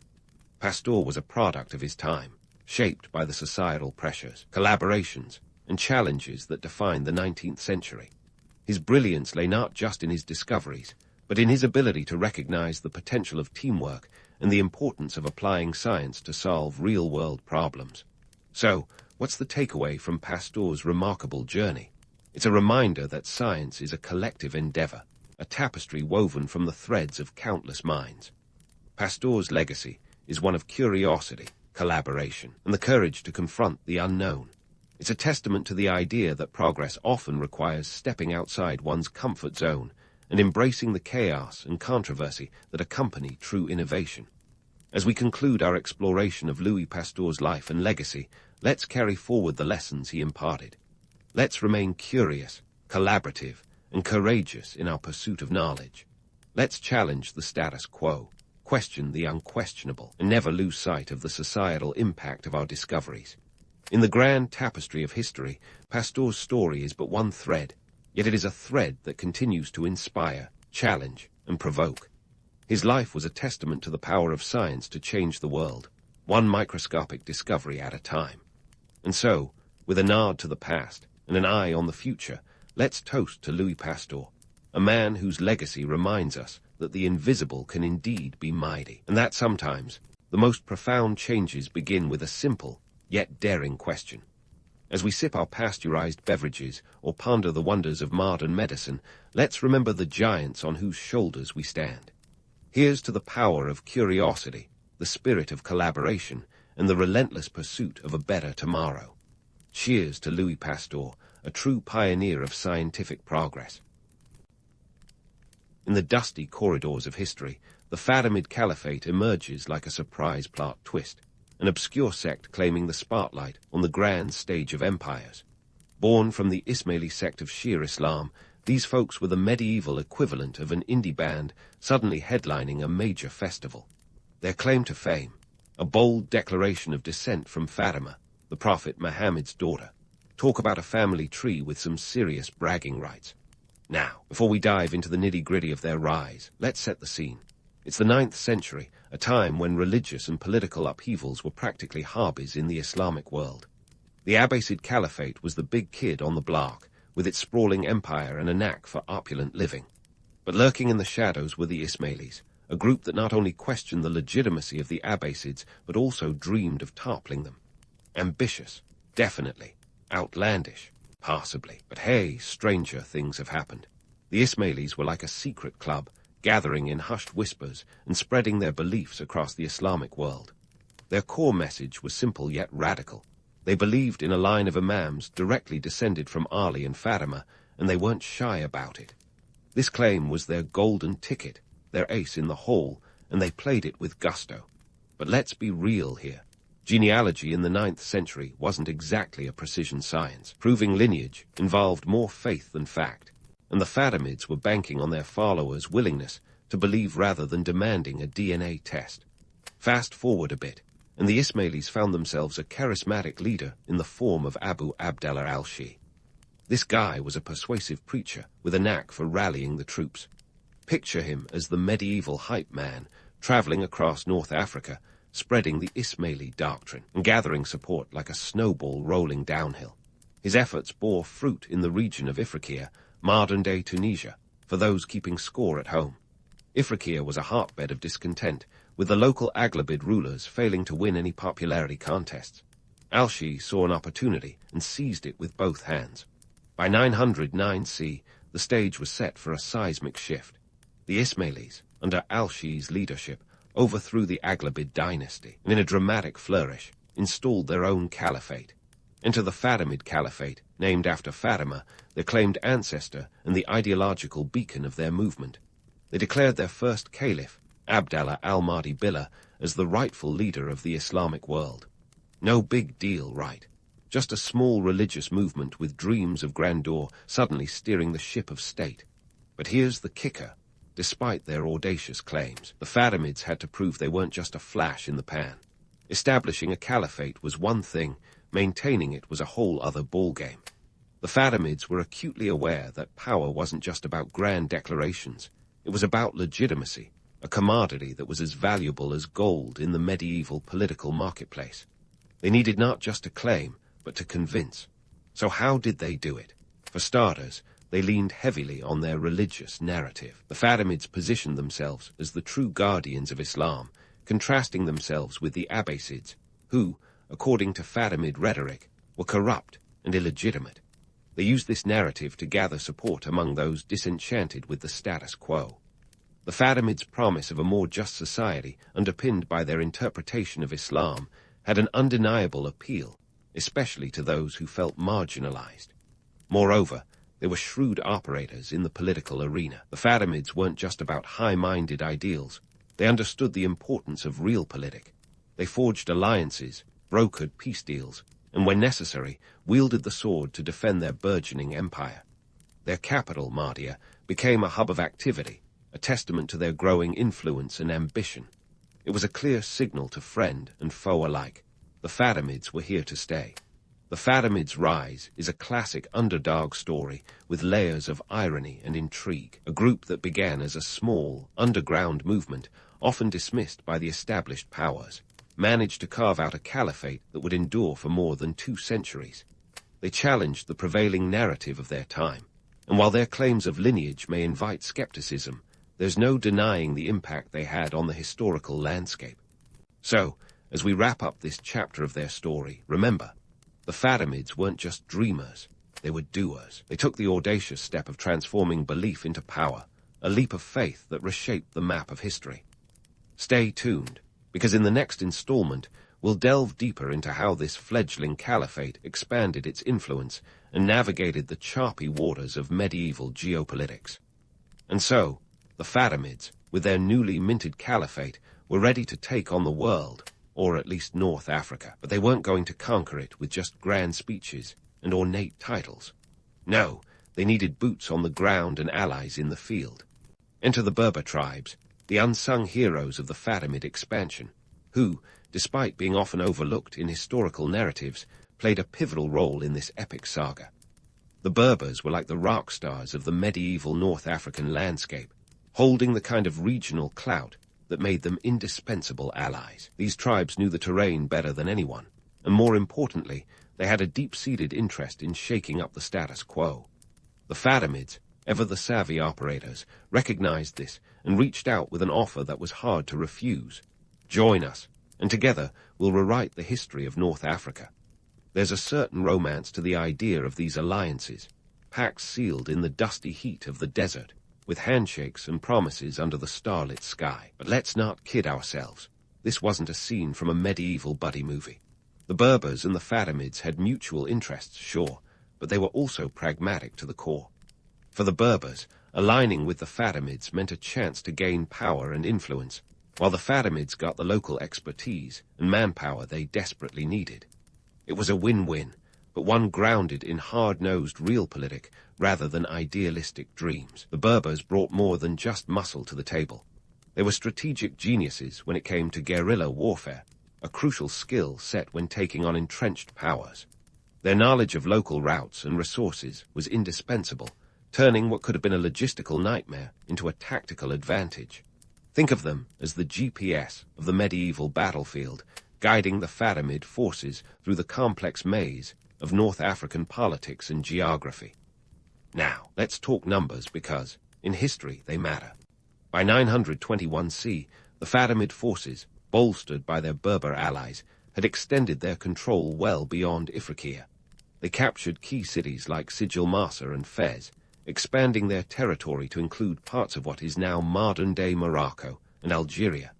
This wasn't just a land grab, it was a strategic masterstroke. Controlling these regions meant access to lucrative trade routes and resources, which translated into hard cash, a vital ingredient in maintaining power and influence. The Fatimids were nothing if not opportunistic. They capitalized on every chance to expand their domain, whether through diplomacy, marriage alliances, or straight-up conquest. Their ability to adapt and evolve was key to their success. They weren't just about brute force. They were political chameleons, changing tactics as the situation demanded. Their adaptability was reminiscent of a medieval version of corporate takeovers, where mergers and acquisitions were just as likely as hostile takeovers. Meanwhile, across the Mediterranean, Europe was busy dealing with its own brand of medieval mayhem. While the Fatimids were carving out an empire, European nobles were squabbling over fiefdoms and castles like it was a particularly dramatic episode of Game of Thrones. The contrast is almost comical. While Europe was caught up in its feudal squabbles, the Fatimids were building a centralized state with a coherent ideology and a strategic vision for expansion. It's like comparing a chaotic family reunion to a corporate board meeting. One's about drama, the other's about getting things done. But let's not get too carried away with the romanticism of Fatimid efficiency. This story isn't just about smooth expansions and strategic brilliance. The Fatimid rise was also marked by moments of pure luck and unexpected turns. For instance, their success in North Africa owed a lot to the disarray among their rivals. The weakening of the Abbasids, internal strife among local rulers, and the general chaos of the period all played into Fatimid hands. Sometimes, history isn't just about who plays the game best, but also about who's in the right place at the right time. And speaking of time, let's not forget the role of religious fervor. The Fatimids were driven by a sense of divine mission, believing they were chosen to restore the true spirit of Islam. This wasn't just propaganda. It was a deeply held conviction that motivated their followers and justified their actions. It's a reminder that ideology can be as potent a weapon as any sword or treaty, binding people together with a shared belief that transcends the mundane. As the Fatimid influence spread, their ambitions grew bolder. They weren't just content with North Africa. They had their eyes on Egypt, the jewel of the Nile, and a land rich in history and resources. But that's a story for another day. For now, suffice it to say that the Fatimids had laid the groundwork for a formidable empire, one that would challenge the established order and leave a lasting legacy. So, as we leave this chapter of the Fatimid saga, remember, history is rarely neat or tidy. It's a tapestry of ambition, luck, strategy, and sometimes sheer audacity. The Fatimids were many things: dreamers, doers, schemers. But most of all, they were survivors, navigating the treacherous waters of medieval politics with a deftness that would make even the shrewdest modern politician envious. Stay tuned, because the Fatimid adventure is far from over. We've only scratched the surface of their remarkable tale. As the Fatimid adventure marches forward, we find ourselves at the dawn of a new era, where Cairo emerges not just as a city, but as the pulsating heart of an empire. Now, if you're picturing pyramids and pharaohs, let's recalibrate. This is medieval Cairo we're talking about, circa 969 CE. It's a buzzing metropolis in the making, strategically situated on the Nile, which, much like your favorite river-based ride-sharing app, was the key to trade, transportation, and oh yes, taxation. The Fatimids, ever the savvy city planners, didn't just stumble into Cairo and set up shop. They built it from scratch, or rather from sand. Under the leadership of Caliph Al-Mai's Laid-in Allah, the Fatimids laid the first brick of what would become a cultural and intellectual beacon. Al-Mai's had a vision, one that involved more than just a throne room and a couple of minarets.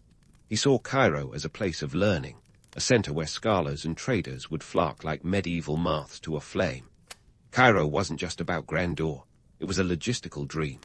Nestled by the Nile, it connected the Mediterranean and the Red Sea, making it an ideal hub for trade routes. Imagine a bustling marketplace where spices from India mingled with silks from China, and donkeys laden with goods from Sudan trotted along streets that echoed with the clamor of commerce. The Fatimids knew the value of these routes and the wealth they promised. So they did what any good empire would. They taxed the bejesus out of them. But let's not judge too harshly. Economic upkeep isn't cheap, and the Fatimids had a city to run.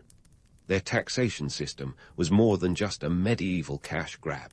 It was innovative for its time, akin to a proto-IRS with a penchant for efficiency. They implemented a tiered tax system, which, while it sounds as thrilling as watching paint dry, was revolutionary. Taxes were levied based on the type of goods and their origin, ensuring a steady flow of revenue that kept the Fatimid coffers jingling merrily. This wasn't just bureaucracy. It was empire building 101. But let's not paint too rosy a picture. Beneath the shimmering surface of Fatimid Cairo lay the gritty realities of daily life. For every scholar debating philosophy in a lamplit library, there were countless laborers toiling under the hot sun, building the city's infrastructure brick by brick. Class divisions were as real as the sandstorms that swept through the city. The wealth gap was a yawning chasm, with the elite living in opulent homes while the lower classes scraped by in cramped quarters. The Fatimids, for all their progressive policies, weren't exactly running a utopian commune.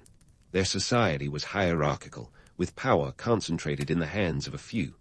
The Caliph and his court enjoyed the finest luxuries, while the common folk dealt with the nitty-gritty of survival. It's a tale as old as time. The top 1% living it up while everyone else shoulders the burden. Sound familiar? Now, let's talk culture because, boy, did the Fatimids know how to throw an intellectual party. Cairo became a magnet for scholars, poets, and artists, all drawn by the promise of patronage and the chance to rub shoulders with the best minds of the age. The Fatimids were patrons of the arts, and their court was a vibrant tapestry of learning and creativity. Libraries flourished, and debates on philosophy and science filled the air, making Cairo a beacon of knowledge at a time when much of Europe was still fumbling in the dark. But even here, myths abound. The romanticized notion of a golden age where everyone sat around sipping mint tea and discussing Aristotle is, well, just a tad exaggerated. Sure, there were brilliant minds at work, but there were also rivalries, jealousies, and the occasional intellectual hissy fit. Scholars could be as petty as the next person, and the court was as much about politics as it was about philosophy. Despite the occasional spat, the flow of ideas was relentless. The Fatimids encouraged a culture of inquiry that was rare in the medieval world. They supported translations of ancient texts, ensuring that the wisdom of the Greeks, Persians, and Indians found new audiences. This wasn't just about prestige. It was a strategic move to position Cairo as the intellectual powerhouse of the Islamic world. And let's not forget the architecture. Fatimid Cairo was a feast for the eyes, with grand mosques and palaces that spoke to the Caliphate's wealth and ambition. The Al-Azhar Mosque, founded in 970 CE, wasn't just a place of worship. It was an educational institution that would eventually become one of the oldest universities in the world. Talk about a legacy. So, here we stand at the peak of Fatimid power, an empire of contrasts where opulence and poverty danced in an uneasy tango, where ideas flowed as freely as the Nile, and where a city rose from the desert to capture the imagination of all who beheld it. But this isn't the end of the story. The Fatimids, like all empires, faced challenges that would test their mettle and redefine their legacy. Stay tuned, because this tale of ambition, intellect, and intrigue still has a few chapters left to unfold. So, the Fatimids are basking in the glory of their Cairo masterpiece, and everything seems peaky. But like any good binge-worthy series, this empire's story soon takes a dramatic turn. Imagine an empire built on unity, slowly unraveling like a well-worn sweater snagged on a nail. That's the Fatimid Caliphate for you, a tale of internal strife that would rival any soap opera, complete with succession disputes, family feuds, and a cast of characters vying for power like it's a medieval reality show. Let's focus on succession disputes first, because what's an empire without a little internal chaos? The Fatimids, who once prided themselves on their dynastic legitimacy, found themselves caught in the tangled web of familial politics. By the time Caliph al-Mustansir Billah, who reigned from 1036 to 1094 CE, hit the stage, the Fatimid court was a battleground of intrigue and backstabbing. Al-Mustansir himself was a long-reigning caliph, but his time in power was anything but stable. Picture him juggling clashing factions like a medieval ringmaster, desperately trying to keep the peace while his court teetered on the brink of chaos. The real kicker came when Al-Mustansir died, leaving behind a power vacuum that practically screamed, "Insert chaos here." With no clear succession plan, the Fatimids were ripe for a showdown. Enter the vizier Alef al-Shahanshah, who decided he'd play kingmaker and installed Al-Mustansir's younger son, Al-Mustali, as caliph. Naturally, this didn't sit well with Al-Mustansir's elder son, Nizar, who thought he had dibs on the throne. What followed was a civil war that split the Fatimid Empire down the middle, birthing the Nizari and Mustali branches of Ismailism. The irony, an empire that rose on the promise of unity and divine right, was now tearing itself apart because of a good old-fashioned family feud. And as if internal strife weren't enough, the Fatimids faced external pressures that would make any ruler's head spin. Enter the Seljuks and Crusaders, stage left, bringing their own brand of medieval mayhem. The Seljuks, those Central Asian powerhouses, were expanding their influence westward, and by the mid-11th century, they were eyeing the Fatimid territories with the kind of envy usually reserved for the last slice of pizza. The Fatimids, for all their strategic savvy, were struggling to keep the Seljuk tide at bay, stretched thin by their need to defend both the eastern and western frontiers.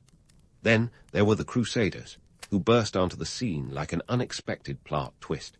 With Pope Urban Roman II rallying cry in 1095, the First Crusade kicked off, and European knights were soon marching towards the Holy Land with a zeal that defied logic. By 1099, they'd captured Jerusalem, establishing a series of Crusader states right on the Fatimid doorstep.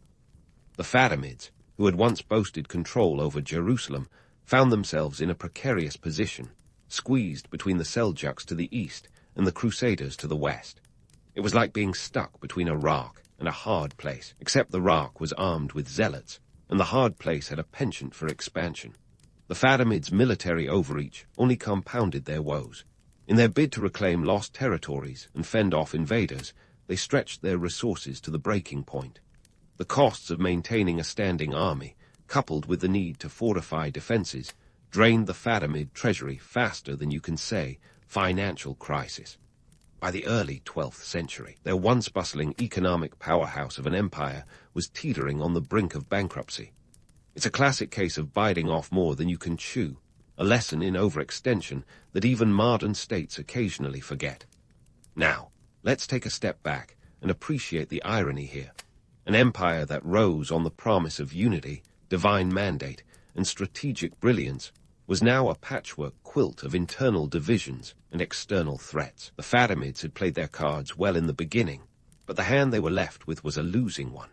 It's a stark reminder that in the Game of Thrones, medieval or modern, no empire is immune to the pitfalls of ambition and overreach. And speaking of modern parallels, the Fatimid decline holds lessons for today's political landscape. Succession disputes, fiscal mismanagement, and military overreach are as relevant now as they were a millennium ago. The Fatimid story is a cautionary tale, a reminder that even the mightiest of empires can crumble under the weight of their own ambitions and missteps. It's a lesson in humility for leaders who believe they're invincible, a historical echo that warns against the perils of power unchecked. Yet, for all their troubles, the Fatimids left a legacy that endures. Their contributions to culture, architecture, and scholarship are undeniable, a testament to the enduring power of ideas, even amidst the ruins of empire. As the Fatimid Caliphate entered its twilight years, it continued to influence the world around it, proving that while empires may fall, their impact can linger long after their power has faded. But hold that thought, because we're not done with the Fatimids just yet. There's still more to this tale of intrigue and ambition, and the final chapters promise to be just as riveting as the ones that came before. So stay tuned, and join us next time as we continue to unravel the story of the Fatimid Caliphate, an empire that dared to dream big and paid the price for its reach into the annals of history. And so, as we dive into the twilight of the Fatimid Caliphate, let's reflect on the legacy they left behind. A legacy that's about as straightforward as a maze designed by an indecisive architect. While their political influence may have crumbled faster than a sandcastle at high tide, their contributions to culture, architecture, and science have aged like a fine wine, leaving us with plenty to admire and even more to contemplate. First, let's talk architecture because, frankly, if you've ever seen the Al-Azhar Mosque, you know the Fatimids weren't just about ruling, they were about making a statement. Founded in 970 CE, this architectural gem wasn't just a place for prayer. It was a center of learning, a beacon of knowledge that would eventually become one of the oldest universities in the world. The mosque itself was a masterpiece of Fatimid architecture, showcasing their distinct style with intricate stucco work and elegantly carved domes. If buildings could talk, Al-Azhar would probably boast about being a trailblazer while sipping a glass of historically significant champagne. But architecture was just the tip of the Fatimid iceberg. Their cultural contributions extended far beyond bricks and mortar. The Fatimids were patrons of the arts, and their court was a veritable melting pot of intellectual and creative exchange. They encouraged scholars, poets, and scientists from across the Islamic world to gather in Cairo, turning the city into a medieval Silicon Valley of ideas. This cultural vibrancy wasn't just for show. It was a deliberate strategy to cement Cairo's status as a hub of knowledge and innovation. Now, here's where it gets interesting. While Europe was trudging through the so-called Dark Ages, the Fatimids were busy translating ancient texts, preserving the wisdom of the Greeks, Persians, and Indians. They championed the study of astronomy, mathematics, and medicine, laying the groundwork for future intellectual breakthroughs.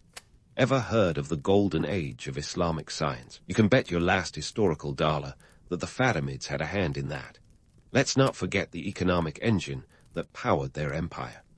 The Fatimids knew that money talks, and they ensured their coffers were filled by smartly leveraging Cairo's strategic position. They controlled vital trade routes that linked the Mediterranean to the Indian Ocean, taxing goods with a level of efficiency that would make a modern tax collector weep with envy. His economic savvy allowed them to fund their cultural and architectural projects, proving that even in medieval times, you needed a solid budget to back your dreams. Of course, the Fatimid story isn't all sunshine and mosaics. Their decline, marked by infighting and external pressures, serves as a cautionary tale about the dangers of overreach. But even as their political power waned, their cultural and scientific legacies endured, influencing generations to come. It's like a historical game of Jenga. Remove a few pieces, and the tower may wobble, but the foundation remains. Now, let's indulge in a little historical what if. What if the Fatimid Caliphate had managed to hold it all together for a few more centuries? Would Cairo have become the undisputed intellectual capital of the world, attracting minds like Newton and Galileo, instead of merely preserving Aristotle and Euclid? Could their emphasis on knowledge and innovation have sparked an earlier renaissance, reshaping the course of history? It's a tantalizing thought, but alas, it's a question for the ages, one that leaves us pondering the unpredictable nature of historical trajectories. And what lessons can today's societies glean from the Fatimid experience? For starters, the importance of cultural and intellectual investment can't be overstated. The Fatimids understood that power wasn't just about territory, it was about ideas. They knew that fostering a climate of learning and creativity could yield dividends far beyond the here and now. It's a reminder that while empires may rise and fall, the pursuit of knowledge remains a timeless endeavor. Moreover, the Fatimid story underscores the perils of internal discord and overextension. Their decline serves as a stark warning that no empire, no matter how mighty, is immune to the consequences of ambition unchecked. It's an echo from the past that resonates with modern states, urging them to balance power with prudence, expansion with introspection. In the end, the Fatimids were more than just a footnote in the annals of history. They were dreamers, builders, and thinkers, leaving a legacy that transcends the ruins of their political ambitions. Their story, with all its triumphs and tribulations, reminds us that history is not merely a record of the past, but a tapestry of human endeavor, rich with lessons for those willing to listen. So, as we close the book on the Fatimid Caliphate, let's tip our hats to an empire that dared to dream big and left an indelible mark on the world. The Fatimids may have faded into the sands of time, but their contributions continue to whisper through the corridors of history, urging us to consider what might have been and what still can be. Once upon a time in the frosty corridors of Russian history, a boy named Ivan was busy redefining the concept of a rough childhood. Born in 1530 to Vasily Roman III, Grand Prince of Moscow, Ivan Roman IV had a life trajectory that would make any soap opera look like a kindergarten play. By the ripe old age of 3, he'd already lost his father. So, who was steering the ship? His mom, Elena Glinskaya, who took over the regency. But fate, being the capricious diva she is, decided that Elena would exit stage left in 1538, leaving young Ivan in the hands of the Russian nobility, a group not exactly known for their nurturing skills. Now, the Russian boyars were a colorful bunch, if by colorful you mean power-hungry and occasionally murderous. They squabbled over control like toddlers over a favorite toy, conveniently forgetting that the toy in question was a living, breathing child. Ivan, essentially a pawn in their Game of Thrones, spent his formative years dodging daggers, both metaphorical and possibly literal. Fast forward to 1547, and Ivan, now a 16-year-old with the burden of a kingdom and more emotional scars than a teen drama protagonist, was ready to claim his crown. And what a coronation it was. Picture this, a ceremony that cost 65,000 rubles, an amount that could buy you a fleet of carriages, or in modern terms, a small fleet of luxury cars. Ivan wasn't just crowned Grand Prince. He took it up a notch and declared himself Tsar of all the Russias, a title that sounds like it came straight out of a fantasy novel, but hey, it worked for branding. Let's talk about that moniker, Ivan the Terrible. The Russian word, grozny, often translated as terrible, is closer to awesome or formidable. So, was he Ivan the Formidable, or just really good at scaring everyone into submission? Maybe a bit of both. The young Tsar was known for his intelligence and a knack for statecraft, but he also had a temper that could make a volcano look like a nightlight. His coronation party was a royal affair in every sense, designed to impress and intimidate. Imagine lavish feasts with enough food to feed a small army, rivers of mead and wine, and opulent gifts for the guests. The whole shindig was a statement. Ivan was not just a ruler. He was a ruler with style, flair, and a treasury that could support his extravagant tastes. But beneath the gilded surface there were cracks. The same boyars who raised him, or rather, let him raise himself, were now his subjects, and Ivan had memories long enough to hold a grudge longer than a Russian winter. Ivan's early reign was a paradox wrapped in a conundrum, with a sprinkle of chaos for good measure. On one hand, he was a reformer, modernizing the Russian military, creating a standing army called the Streltsy, and introducing a new legal code. On the other, he was a tyrant in the making, with a penchant for executing anyone who dared to cross him. His reign was a roller coaster ride of progressive policies and oppressive paranoia, a combination that kept everyone guessing, and often fearing for their lives. So, was Ivan truly terrible? Or was he just a ruler trying to navigate the treacherous waters of 16th century Russian politics, where friends were few and enemies were plentiful? It's a question historians love to debate, and one that adds an intriguing layer to the already complex tapestry of his life. Despite the myths and legends, one thing is clear. Ivan was a man of contradictions, a visionary with a dark side, a ruler with both a crown and a shadow. Now, if you thought Ivan was just going to sit back and enjoy his newfound title while sipping on kvass, you clearly haven't been paying attention. Ivan had grand designs on expanding Mother Russia's borders, and he wasn't going to let a little thing like massive military campaigns stand in his way. You see, Ivan had his eyes set on the Khanates of Kazan and Astrakhan. These were not just random darts on a map. They were strategic prizes that controlled vital trade routes along the Volga River. Capturing them was like scoring the VIP tickets to the Eurasian Trade Party. Let's set the scene. 1552, Kazan. Ivan wasn't exactly rolling in with a welcome mat and a fruit basket. No, he arrived with a force of around 150,000 men, including the newly minted Streltsy, his personal army of musket-toting foot soldiers. With walls as thick as a politician's skin, Kazan was no pushover, but Ivan was determined. After a brutal siege lasting over a month, Kazan fell, and with it, a new chapter in Russian expansion began. But don't think for a moment this victory came cheap. The campaign was a drain on resources, costing the state an eye-watering one. 5 million rubles, a sum that could have bankrolled a dozen royal weddings with change to spare for a few palaces. By 1556, Ivan had also added Astrakhan to his collection of conquered territories. This time, it was a relatively bloodless affair, thanks largely to his reputation preceding him, though not exactly in a good way. Ivan was now the proud owner of vast tracts of land extending Russia's reach to the Caspian Sea. But like a kid with too many toys, he soon realized that managing this expanded territory was a logistical nightmare. The economic strain was palpable. The treasury was bleeding faster than a leaky bucket, and the peasants footing the bill weren't exactly thrilled. Enter the Oprichnina, Ivan's personal dystopian fantasy turned reality. If you're envisioning something akin to a medieval SWAT team, you're not far off. The Oprichnina was Ivan's brainchild, a land within a land, where his rule was absolute and his word was law.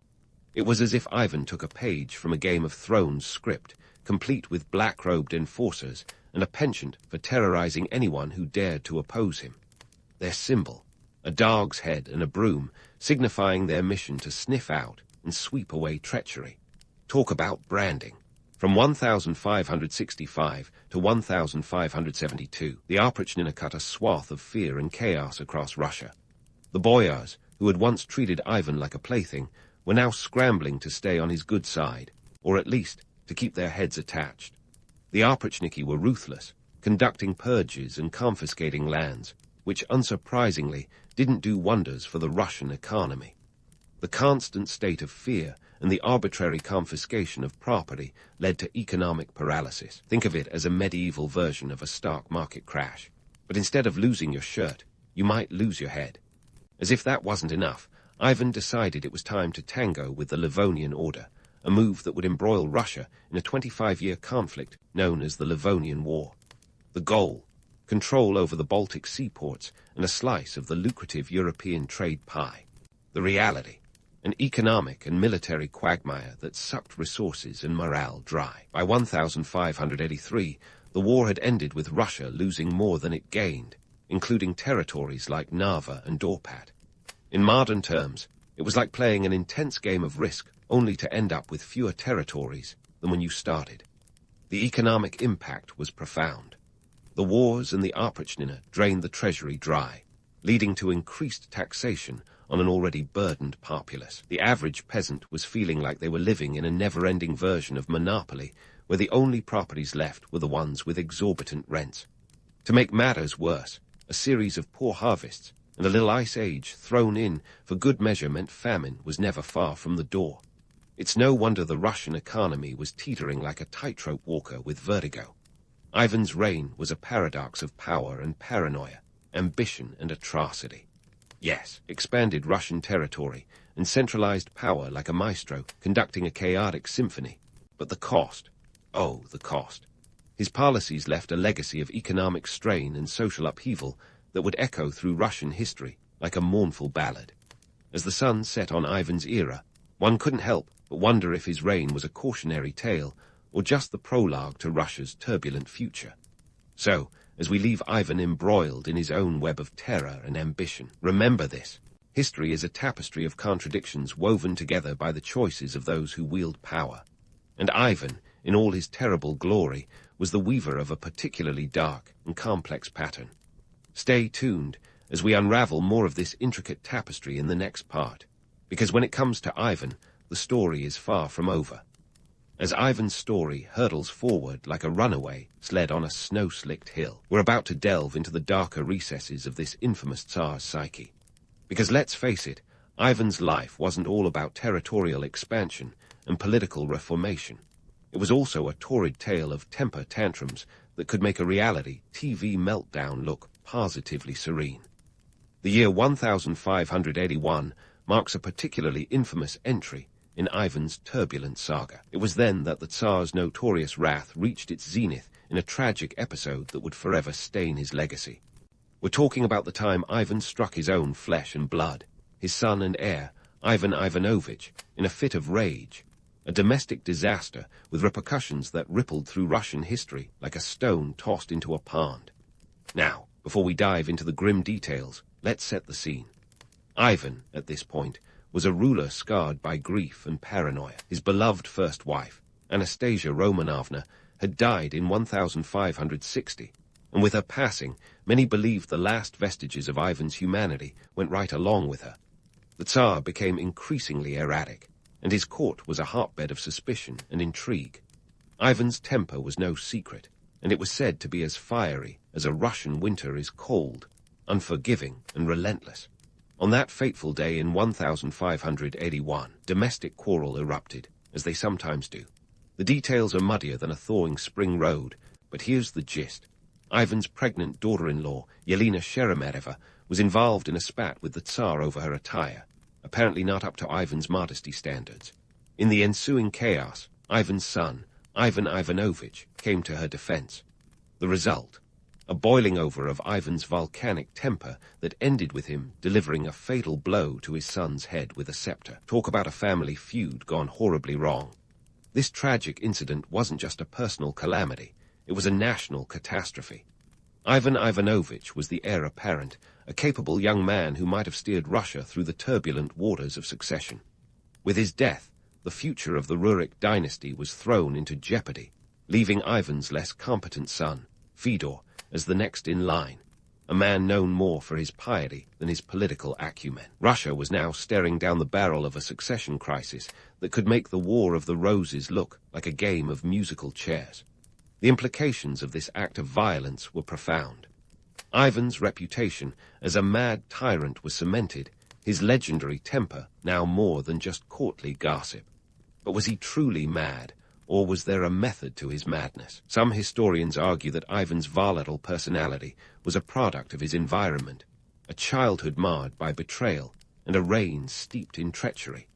It was a world where power was the ultimate currency, and Ivan wielded it with a ferocity that was both feared and loathed.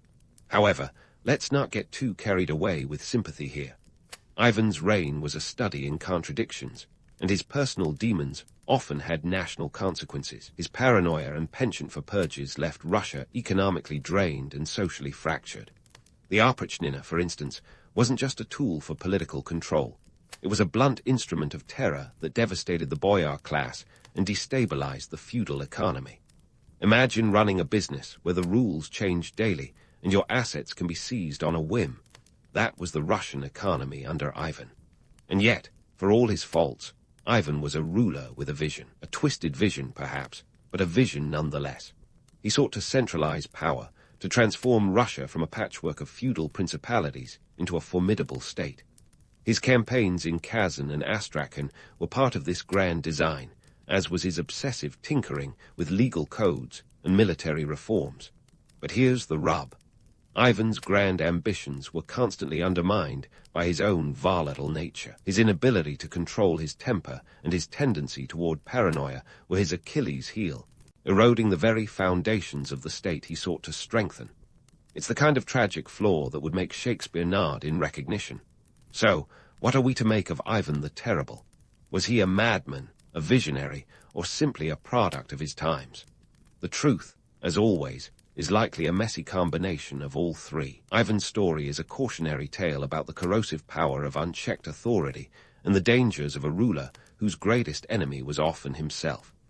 As we leave Ivan wrestling with the demons of his own creation, remember this.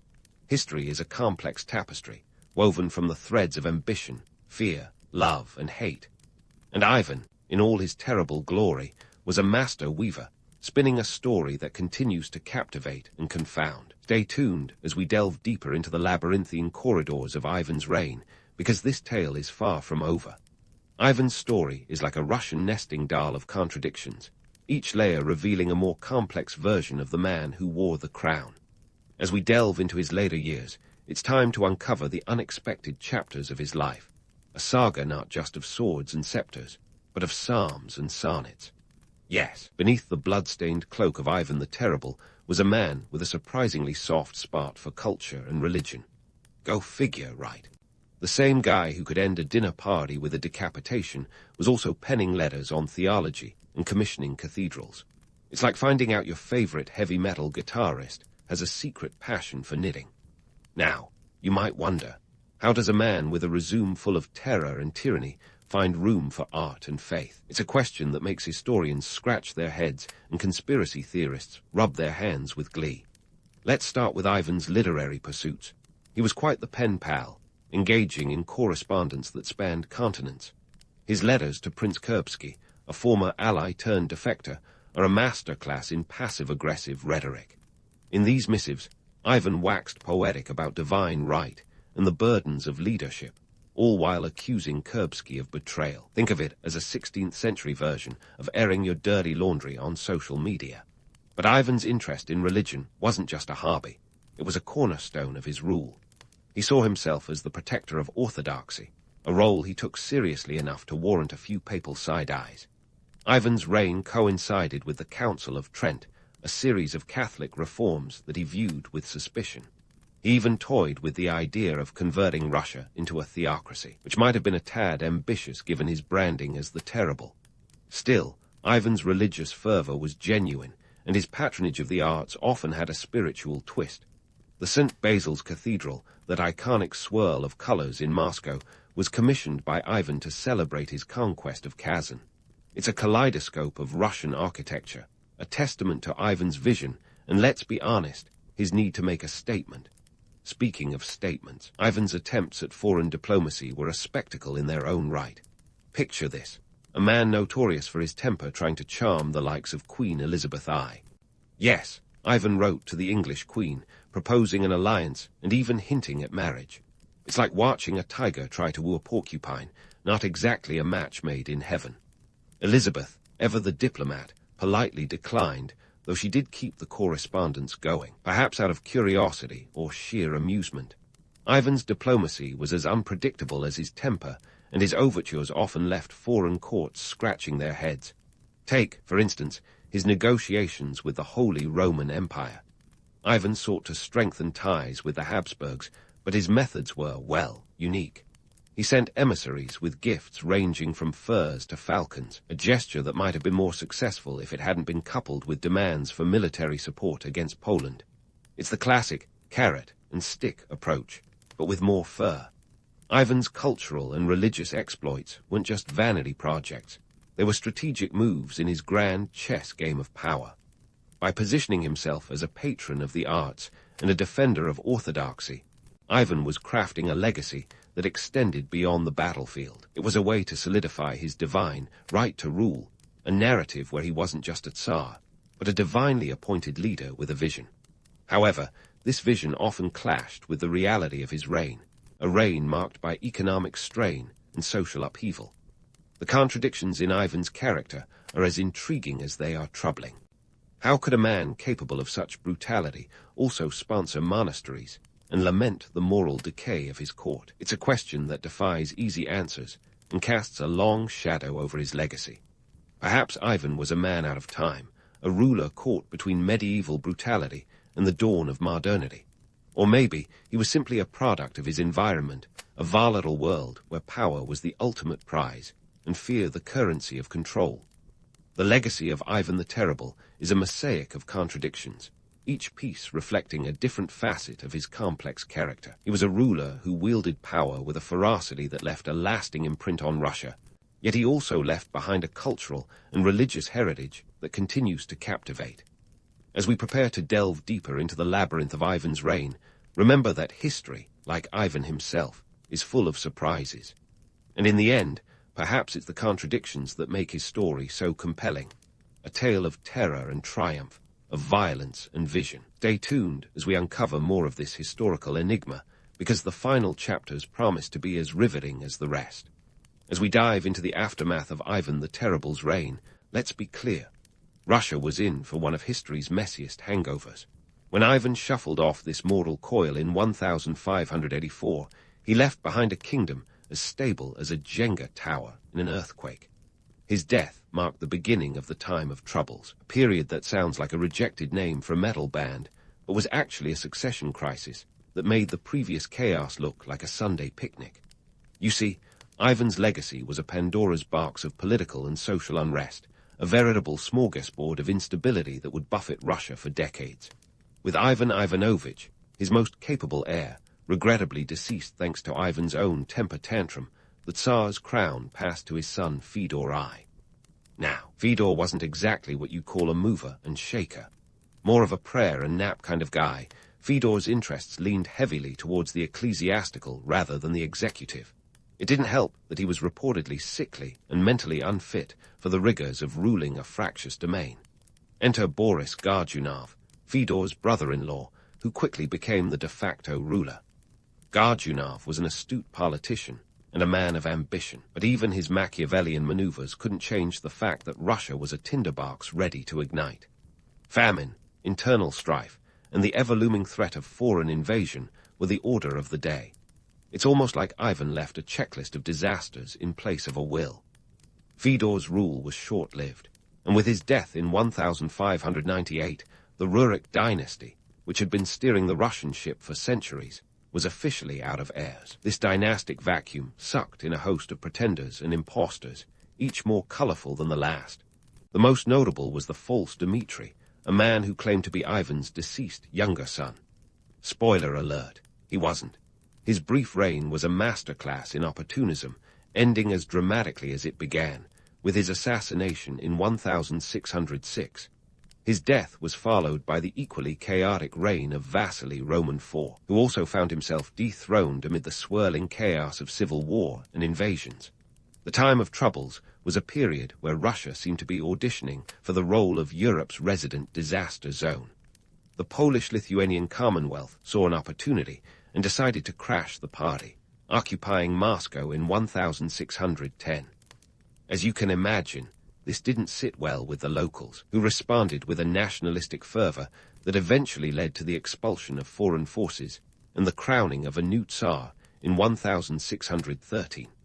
That Tsar was Michael Romanov, a name that should ring a few bells because the Romanovs went on to enjoy a 300-year reign. Talk about a comeback story. But let's not get too carried away with the notion of a happy ending. Ivan's legacy was a tangled web that would continue to ensnare Russia for generations. His centralization of power and creation of a more autocratic state laid the groundwork for the absolute monarchy that would define Russia for centuries. Sure, he expanded the territory and established the Tsar as a figure of fear and reverence, but he also set the precedent for a governance style that leaned heavily on paranoia and purges. Economically, Ivan's reign left Russia in tatters. The treasury was drained, thanks to his costly wars and the Oprichnina's scorched earth policies. Agriculture suffered due to the chaotic land policies, and trade was disrupted by his Baltic ambitions that never quite panned out.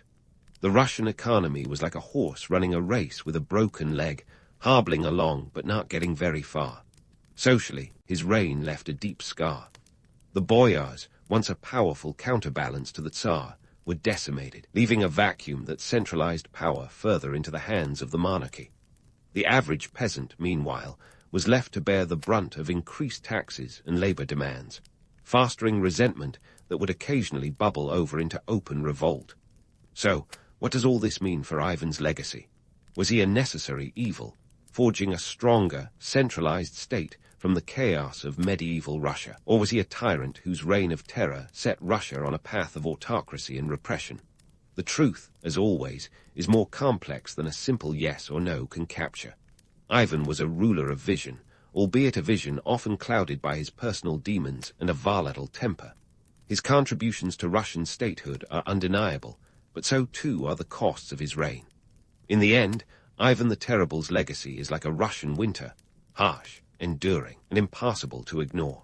His reign was a pivot point in Russian history, a time when the seeds of modern autocracy were sown amidst the chaos of medieval politics. For better or worse, many of the structures and systems he put in place would endure, shaping the Russian state into the formidable force it would become. As we wrap up our journey through the life and times of Ivan Roman IV, let's remember that history is a tapestry woven from the threads of ambition, fear, love, and power. Ivan, in his terrible glory, was both a weaver and a thread, leaving behind a legacy as complex and enduring as the nation he once ruled. And as we ponder the enigma of his life, perhaps the greatest lesson is this: the past is never truly past, but a living force that continues to shape the present and the future. In the cacophonous orchestra of ancient history, the Phoenicians were the virtuoso soloists playing a tune that changed the world. No, we're not talking about a civilization that came with a grandiose empire or a mighty army. The Phoenicians were more like the scrappy tech startup of the ancient Mediterranean, hustling their way across the sea with a business model that would make even the savviest modern entrepreneur nod in appreciation. Their secret weapon, a knack for trade, a fleet of ships, and a little thing called the alphabet. Let's set the scene. Picture a collection of city-states sprawled along the coastline of what we now call Lebanon. These places weren't much bigger than your average modern-day suburb, but they packed a punch when it came to influence. Byblos, Tyre, and Sidon were the bright stars in this constellation. Each had its own king and its own way of doing things, yet together they formed a network of trade routes that spanned the Mediterranean like a web of ancient highway rest stops. The Phoenicians weren't about to let a little thing like lack of a central government slow them down. In fact, their decentralized structure might have been their greatest strength. It was like this loose conglomeration of independent contractors who all happened to be working towards a common goal, making bank and spreading influence. And boy, did they have the goods to do it. We're talking cedar wood from Lebanon's famous forests, which was as coveted as the latest iPhone. This wasn't just any wood. It was the preferred material for building palaces and ships, durable and fragrant, like having a yacht made of luxury perfume. Then there was the purple dye, which was less a color and more a status symbol. Tyrian purple, as it was called, extracted from the murex snail in a process so labor-intensive it makes you wonder who looked at a slimy sea snail and thought, hey, this could be a fashion statement. Yet, it was this dye that clothed the elite, becoming so synonymous with wealth that only the top tier of society could afford to wear it. It was like wearing a suit made of gold bars. Subtle, right. But extravagant goods aside, the real coup de grace of the Phoenicians was their alphabet.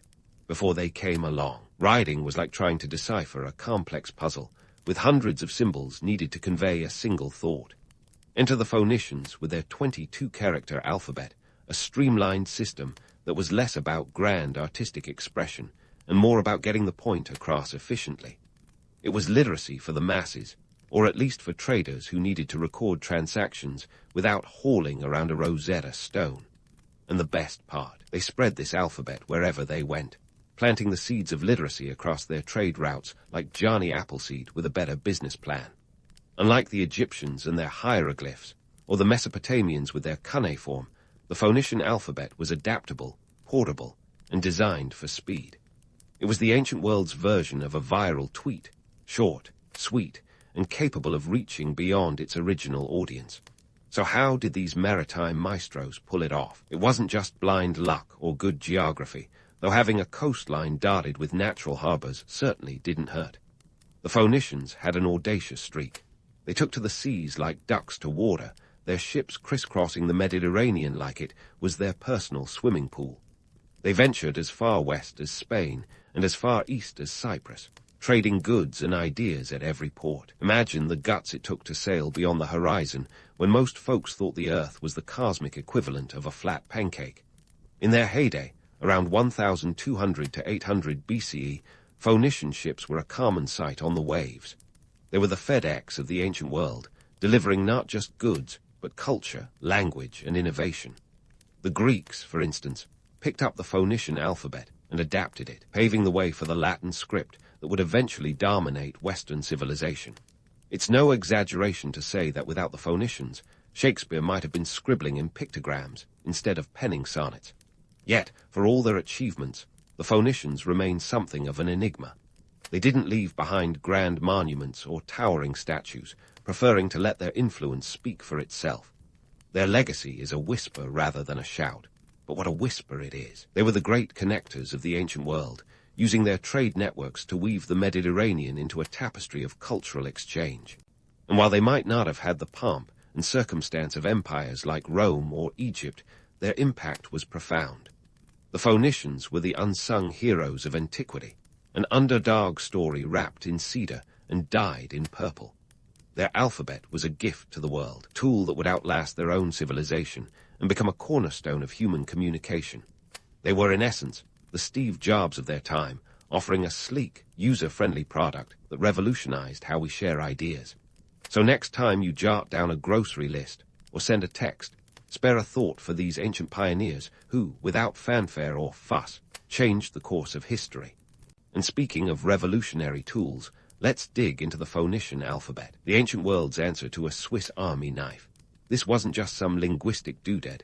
It was a compact, 22-letter powerhouse of consonants. No frills, no fuss, just pure, unadulterated efficiency. Imagine a writing system so streamlined it could turn anyone from a humble merchant to a high-flying poet, all without a royal scribe in sight. Talk about democratizing literacy. But here's the kicker. Where are the vowels? Seriously, it's like throwing a party and forgetting to invite the DJ. Phoenicians apparently decided that vowels were the unnecessary garnish on their textual salad, leaving them out like an awkward X. Why? Well, let's play detective. In the bustling markets of Tyre or the busy docks of Sidon, speed was the name of the game. Traders needed to jot down deals faster than you could say Murex snail, and vowels. They just slowed things down. Who needs an A or an E when you can get straight to the business of B and T? It's like texting in the age of flip phones, fast, efficient, and sometimes hilariously open to interpretation. Yet this consonant-centric approach wasn't as limiting as it sounds. Context was king, and much like today's predictive text, the Phoenician brain filled in the blanks. A bit like playing an ancient game of Wordle, where the stakes involved your latest shipment of cedar rather than a smug sense of daily accomplishment. This was literacy on the go, an alphabet that could travel as easily as the traders themselves, packed neatly into the cultural suitcase of the Mediterranean. Now, let's tackle the myth of invention. Some say the Phoenicians were the first to doodle a coherent alphabet on a papyrus scroll. But hold on to your cedars, because this narrative isn't as cut and dried as a fresh plank of Lebanese wood. There are whispers of influence from earlier scripts like the Proto-Sinaitic, which was probably penned around 1800 BCE by Semitic-speaking workers in Egypt. The Phoenicians didn't just pull this alphabet out of a hat. They were more like the savvy entrepreneurs who saw a messy prototype and thought, we can make this better, cheaper, and way more portable. It's the ancient equivalent of taking a clunky brick phone and turning it into the sleek, multifaceted device we can't live without today. However, the legend of the Phoenician alphabet's invention isn't without its romantic appeal. It paints them as linguistic trailblazers, scribbling away under the Lebanese stars, crafting a tool that would shape civilizations. But the reality, it was probably more about practicality than poetry, a need to keep trade records and contracts without lugging around a tome of hieroglyphs. Efficiency, baby, plain and simple. Imagine the Phoenician traders of old, with their alphabets etched on clay tablets or inked on papyrus, spreading literacy like an ancient social media influencer. They weren't just trading goods, they were trading ideas, language, and culture. The Greeks, ever the eager students, took one look at this alphabet and gave it a makeover, adding vowels like a splash of olive oil to a salad, creating something that would eventually evolve into the Latin script.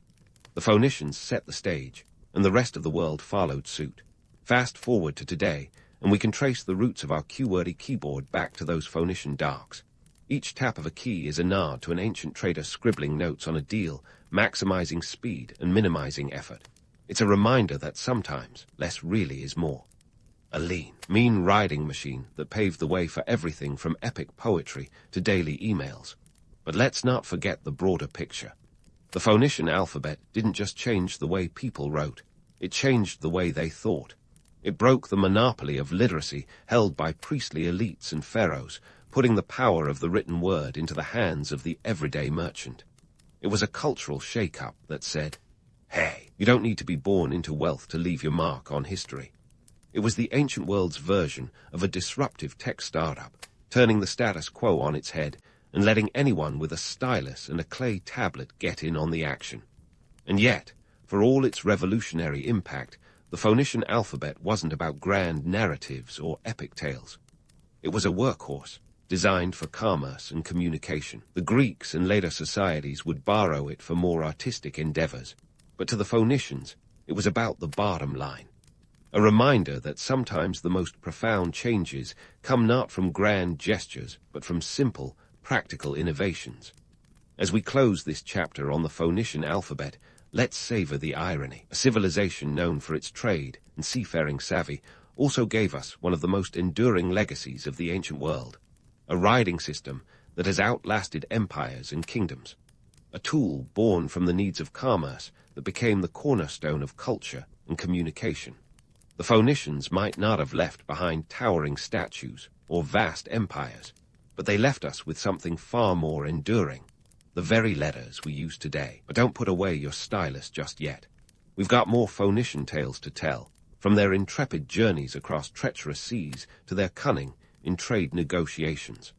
Stick around, because this is just the beginning of our deep dive into the world of these ancient maritime maestros.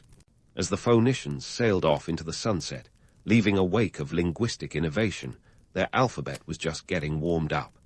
It was like a rock band that, after selling out local venues, was ready to take on the world stage. The Mediterranean was their amphitheater, and the Greeks were the eager fans in the front row, ready to catch this new sound, or script to be precise. The Greeks, those savvy cultural magpies, saw the Phoenician alphabet and thought, we can work with this. So they took the consonant-heavy script and added vowels, turning a utilitarian tool into something with a bit more flair. It was like adding a dash of olive oil to a simple dish, transforming it into a culinary masterpiece. Now, the Greeks weren't just tinkering for the sake of it. They had big plans. With those vowels in place, they could now compose epic poetry like Homer's Iliad and Odyssey, rather than just scribbling down their latest olive oil inventory. The alphabet's adaptability was its secret sauce, allowing it to morph and evolve with each new culture that embraced it. But let's not get too starry-eyed. This wasn't some Cumbaya moment of cultural exchange. The Greeks were looking to cement their own identity, and the alphabet was a tool in their arsenal. They were like the Silicon Valley of the ancient world, taking existing tech and optimizing it for their own ends. Fast forward a bit, and we find the Romans, who never met a good idea they didn't like to conquer and claim. They got their hands on the Greek alphabet, gave it a Latin makeover, and voila, the grandparent of the modern English alphabet was born. Now, before you start picturing toga-clad Romans casually penning sonnets, remember, Latin was the language of law, order, and discipline. The Romans used their alphabet like they used their legions, to build an empire. Their roads might have all led to Rome, but their alphabet led to a future where it would become the global standard for communication. But let's pump the brakes before we get too swept up in the romance of it all. This wasn't just a story of intellectual evolution. It was also one of power dynamics and control. The spread of the alphabet across the Mediterranean wasn't some peaceful stroll through the park. The Phoenicians, for all their trading prowess, weren't exactly the peace-loving merchants of popular myth. Sure, they traded cedar and purple dye, but they were also keenly aware of the power of cultural influence.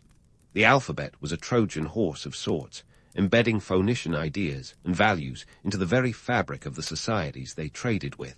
And while we're busting myths, let's not forget that the Phoenicians weren't just spreading literacy for the common good. This was a business move. By exporting their alphabet, they were also exporting a way of thinking, a way of recording transactions, and a way of asserting influence without ever firing a shot. It was cultural imperialism with a friendly face. The kind that makes you wonder if the Phoenicians were really the altruistic intellectuals we've been led to believe, or if they were just shrewd operators who understood the power of soft influence long before the term existed. Now, don't get me wrong.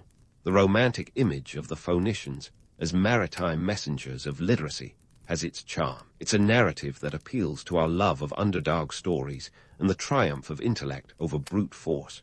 But the reality is far grittier.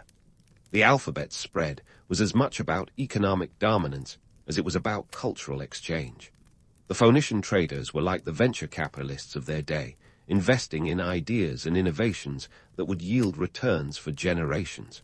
And like any good investor, they knew that real power lay not just in what you owned, but in what you could control. So, as the alphabet made its journey across the Mediterranean, blending and adapting like a linguistic chameleon, it was accompanied by the undercurrents of power, influence, and ambition.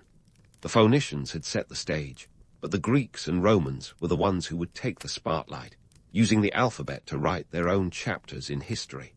It was a story of evolution, adaptation, and the relentless march of cultural influence, all wrapped up in 26 letters that continue to shape our world today. But hold onto your papyrus, because this tale is far from over.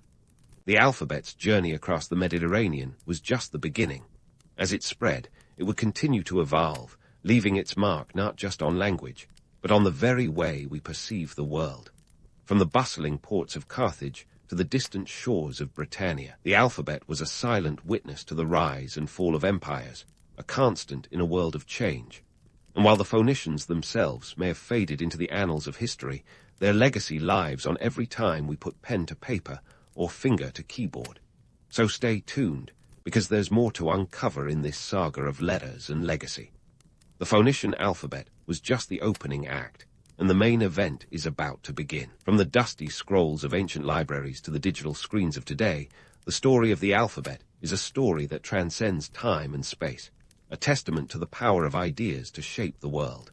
And who knows, maybe the next time you jot down a note or tap out a text, you'll pause for a moment to appreciate the ancient traders who set this whole thing in motion, one consonant at a time.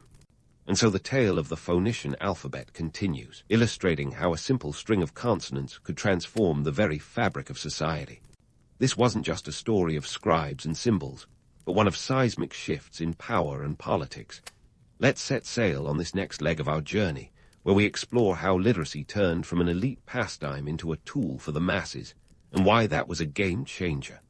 First, let's address the economic powerhouse that literacy became. Imagine you're an ancient merchant in the bustling port of Tyre, armed with the Phoenician alphabet as your secret weapon. In a world where bartering was as common as sandals, being able to record transactions accurately was like having the latest accounting software. Suddenly, you didn't have to rely solely on memory or trust that your trading partner wouldn't pull a fast one. Instead, you had a trail of written records, making you not just a trader but a savvy entrepreneur in your own right. This change wasn't just about commerce, it was about empowerment. Literacy opened doors, not just for merchants, but for anyone with the ambition to rise above their station. Before the Phoenicians, riding systems were the exclusive domain of priests and the elite, dusty in their ivory towers. Think of them as the ancient gatekeepers of knowledge. But that alphabet, it was like handing out the keys to the kingdom, democratizing information in a way that would eventually lay the groundwork for more egalitarian societies. If you knew how to write, you could keep accounts, send messages, create contracts. In short, you had power. Now, let's not get too misty-eyed. The idea that the Phoenician alphabet was some altruistic gift to humanity is a bit of a tall tale. Sure, they spread literacy, but it was more like spreading a brand, a way to ensure their trading partners were on the same page, literally. It was practical, not poetic, and it came with strings attached. The Phoenicians weren't just fostering literacy for the love of learning.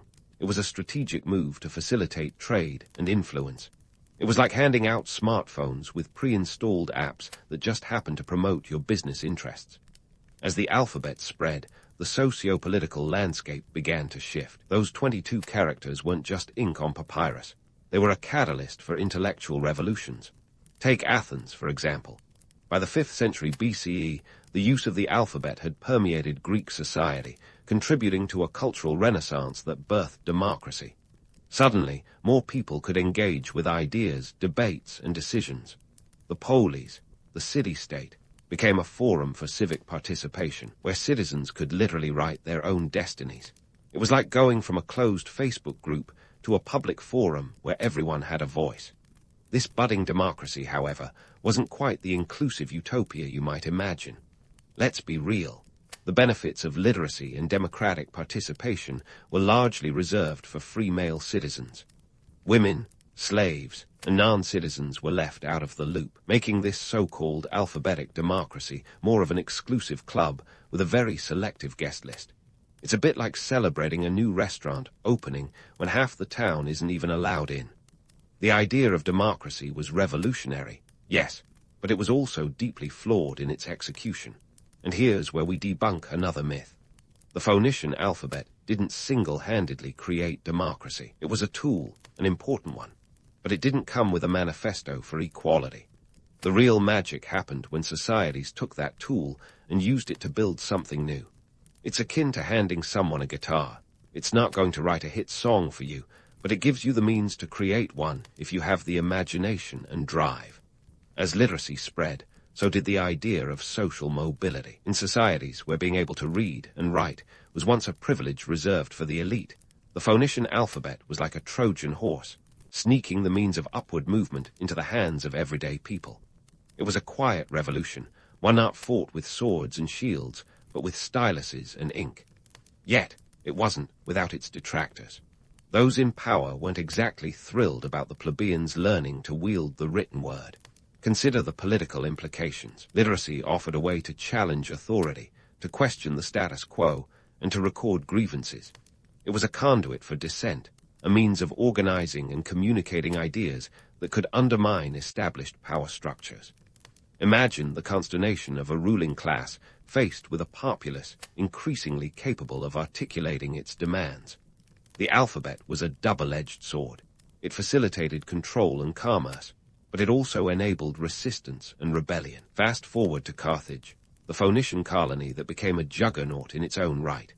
Here, the alphabet played a crucial role in governance and administration, supporting a complex society that rivaled Rome itself. Records, laws, and treaties were inscribed using the Phoenician script, showcasing the alphabet's versatility as a tool for statecraft. But even in Carthage, literacy was more a means of consolidating power than dispersing it. The upper echelons of society maintained their grip on the written word, reinforcing the idea that knowledge was power, and power had a price. So, while the Phoenician alphabet laid the groundwork for intellectual and political revolutions, it also highlighted the limits of those revolutions. The narrative of alphabetic democracy is compelling, but it's also a bit of a PR spin. The reality was more nuanced, more complex, and often more exclusive than the romanticized stories suggest. The alphabet was a catalyst, no doubt, but the path from consonants to constitutions was neither direct nor guaranteed. As we navigate this alphabetic odyssey, Let's remember that the story of the Phoenician alphabet is as much about human ambition and ingenuity as it is about letters on a page. It's a testament to the power of simple tools to effect profound change, a reminder that the seeds of democracy and social mobility were planted in the fertile ground of commerce and communication. But much like the Phoenicians themselves, the alphabet's impact was subtle, pervasive, and ultimately transformative, setting the stage for the next chapter in the grand narrative of human history. And just like that, we leave the stage set for more tales of letters, legacies, and the ever-evolving dance of power and influence.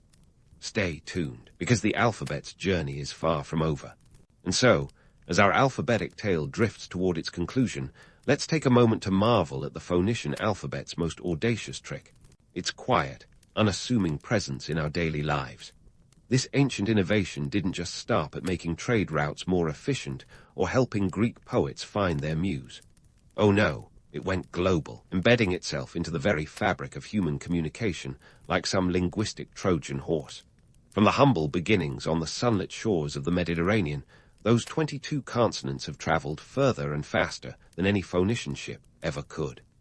Fast forward a few millennia, and you'll find the remnants of this alphabetic revolution on every screen, in every text, and on every billboard. The Phoenician alphabet was the precursor to the Greek, which begat the Latin alphabet, from which the modern English alphabet is descended. That's right, the very letters you're using to text your latest heart take a debt of gratitude to those ancient merchants who decided vowels were optional. And while we've since added a few of those pesky vowels back into the mix, thanks, Greeks, the core concept remains: a streamlined, efficient system of communication that's adaptable enough to evolve with each generation. But let's not get too cozy with our ABCs without acknowledging the harsh realities of this legacy. The alphabet may have democratized literacy, but the spread of literacy itself was far from egalitarian. As the Roman Empire expanded, so did the reach of the Latin alphabet, but it wasn't a gentle spread of enlightenment. It was often accompanied by conquest and subjugation, a reminder that the spread of ideas can be as forceful as the spread of armies. The Roman roads carried more than just legions. They carried a language and a script that would become the foundation of Western civilization, a package deal of power and prestige that wasn't exactly optional for those on the receiving end. And as we segue into the modern era, the legacy of the Phoenician alphabet takes on new dimensions, especially in technology. In a world where the microchip is mightier than the sword, our digital communications are built on code, a language of ones and zeros that echoes the binary simplicity of ancient alphabets. The DNA of our digital age is a distant descendant of those Phoenician merchants scribbling on papyrus. Every email, every SMS, every tweet is a nod to an innovation that prioritized speed and efficiency over complexity. It's a reminder that while technology may change, the fundamental human desire to communicate quickly and clearly remains a constant. Yet, this alphabetic legacy isn't without its quirks. In our quest for efficiency, we've embraced shorthand in the form of emojis and acronyms, each little digital glyph a nod to the pictograms and symbols of ancient Egypt and Mesopotamia. It's as if our digital communication is looping back on itself, blending the alphabetic clarity of the Phoenicians with the symbolic expressiveness of earlier scripts. It's a bit ironic, really, a full-circle moment that would have surely amused those ancient traders.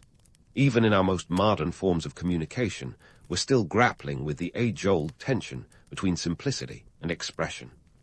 Economically, the Phoenician alphabet's impact resonates in ways even those ancient innovators couldn't have predicted. Take the global language of business, English. It's the lingua franca of international trade, spoken by 1.5 billion people worldwide, and written with a script that traces its lineage directly back to those Phoenician roots. This alphabet has become a tool of globalization, facilitating commerce on a scale the ancient merchants could only dream of. And while the Phoenicians were all about the bottom line, today's global market extends that influence to realms they never imagined, like digital currencies and e-commerce. Politically, the alphabet's reach has empowered movements and ideas that challenge the status quo. From the printing press to the internet, the written word has been a catalyst for change, for both good and ill. The dissemination of ideas, once the exclusive domain of the elite, has become a democratic force. Yet, this democratization comes with its own set of challenges. The same alphabet that facilitates global dialogue can also spread misinformation with a speed and reach that would make a Phoenician trader's head spin. And let's not forget the cultural implications. The alphabet has provided a platform for diverse voices and stories, from Shakespearean sonnets to contemporary tweets, allowing for an exchange of ideas that is as rich and varied as the cultures that use it. But this cultural exchange isn't always a two-way street. The dominance of the Latin alphabet has often overshadowed non-Latin scripts, leading to a kind of linguistic imperialism that echoes the power dynamics of the past. As we embrace a globalized world, the challenge remains. How do we honor the diversity of languages while acknowledging the historical weight of the script we use? In the end, the Phoenician alphabet is a testament to the power of simplicity. It transformed the way we communicate, the way we think, and the way we interact with the world. But it's also a reminder of the complexities that accompany any innovation, how tools of empowerment can also be instruments of control, how the democratization of knowledge can sometimes reinforce existing hierarchies. It's a tale as old as time, the double-edged sword of progress. So, as you tap away on your smartphone or jot down a note, take a moment to appreciate the legacy of those ancient entrepreneurs. Their alphabet was a catalyst for change, a conduit for ideas, and a cornerstone of civilization. It was a simple innovation with a complex legacy, a story of letters that continues to shape the human experience. And while the Phoenicians themselves may have sailed into obscurity, their influence endures in every word we write, every text we send, and every idea we share. In the grand tapestry of history, their alphabet is a thread that weaves through the ages, connecting the past to the present in a way that's as profound as it is enduring. When Chandragupta Maurya first appeared on India's historical stage around 322 BCE, his rise to power was as rapid as a TikTok dance craze gone viral. But this wasn't your average rags-to-riches story. It was more of a rags-to-emperor kind of deal. Born into relative obscurity, Chandragupta's ascent was like a historical Cinderella story. But instead of a fairy godmother, he had a brilliant strategist named Chanakya. This duo was more dynamic than any superhero pairing, with Chandragupta as the brawn and Chanakya as the brains. Together, they overthrew the Nanda dynasty, which ruled the Magadha region and laid the foundation for what would become the mighty Maurya Empire. Now, before we get too carried away with visions of utopian grandeur, let's get one thing straight. The Maurya Empire wasn't all golden thrones and elephant parades. It was a complex, hierarchical beast, and its social structure was as layered as your favorite lasagna, if your lasagna came with a side of caste systems and social stratification. At the top of this societal food chain was the Kshatriya class, the warrior aristocracy to which Chandragupta himself belonged. They were the ruling class, the big cheeses, if you will. But let's not forget the rest of the ingredients in this historical dish. Beneath the Kshatriyas were the Brahmins, the priests, and scholars who held the spiritual and intellectual reins. These guys were the keepers of knowledge, the ones who whispered in the ears of kings and taught young princes their ABCs, or maybe their Sanskrit equivalents. Their influence was as pervasive as today's Wi-Fi, stretching across the vast expanse of the empire. Then came the Vaishyas, the merchants, and landowners. Think of them as the empire's small business owners, hustling and bustling to keep the economy ticking. They were the ones trading spices, textiles, and other goods, ensuring the Mauryan economy was as rich and spicy as a good curry. Last but not least were the Shudras, the laborers and service providers who worked the fields and served the upper classes. Their role was crucial, yet they often lived lives marked by hardship and subservience. And here's where we bust a few myths. The Maurya Empire is often romanticized as a beacon of egalitarianism, but the reality was less rosy. The caste system was rigid, and social mobility was about as likely as finding a needle in a haystack, or, say, a humble YouTuber becoming an overnight billionaire. Laws and customs kept people in their societal boxes, and while there were exceptions, they were as rare as rainbows in a desert. Chandragupta's rule wasn't all about maintaining social order, though. It was also about expanding the empire's borders faster than you can say territorial conquest. Under his leadership, The Mauryan Empire stretched from the Himalayas in the north to the Deccan Plateau in the south, and from the Indus River in the west to the eastern borders of present-day Bangladesh. That's a lot of ground to cover, literally. His army was a force to be reckoned with, reportedly fielding 600,000 infantry, 30,000 cavalry, and 9,000 war elephants. Yes, war elephants. Because why settle for horses when you can roll into battle with the ancient equivalent of a monster truck? But let's not get too distracted by the military might. The real meat of the Mauryan story is in its societal structure. Despite the might and majesty, the empire was a place where power dynamics were as complex as a soap opera plot. The upper echelons enjoyed privileges that the lower classes could only dream of. And while some might argue that such a system was necessary to maintain order in a sprawling empire, it's clear that not everyone lived in the lap of luxury.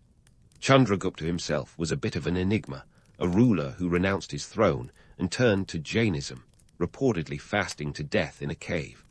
Talk about a plot twist. His grandson, Ashoka, would later take up the mantle and steer the empire in new directions, but that's a tale for another time. For now, let's stick with the fact that the Maurya Empire, like any great civilization, was a mix of triumphs and trials, of glittering achievements and gritty realities. So, what's the takeaway? Like any historical epic, the Maurya Empire offers lessons in leadership, ambition, and the complexities of human society. It's a reminder that while the tales of grand empires may shimmer with the gloss of legend, the truth is often as intricate and challenging as the people who lived it. And that, my friends, is what makes history infinitely more fascinating than any bedtime story. Now, while the Maurya Empire's shimmering tales of grandeur captivate our imaginations like a binge-worthy Netflix series, let's switch gears and dive into the nitty-gritty of its bureaucratic underbelly. Imagine, if you will, the empire's administration as a labyrinthine corporate jungle, complete with its own share of red tape, office politics, and enough hierarchical layers to give any modern-day multinational a run for its money. At the helm was a centralized government structure that would make any CEO sweat, a setup that was the brainchild of the aforementioned Chanakya, the empire's very own Machiavellian mastermind. Chanakya, also known as Cordelia, was the author of the Arthashastra, a treatise on statecraft, economic policy, and military strategy. Think of it as the ultimate guide to running an empire, with chapters that covered everything from internal security to international diplomacy, and yes, even espionage.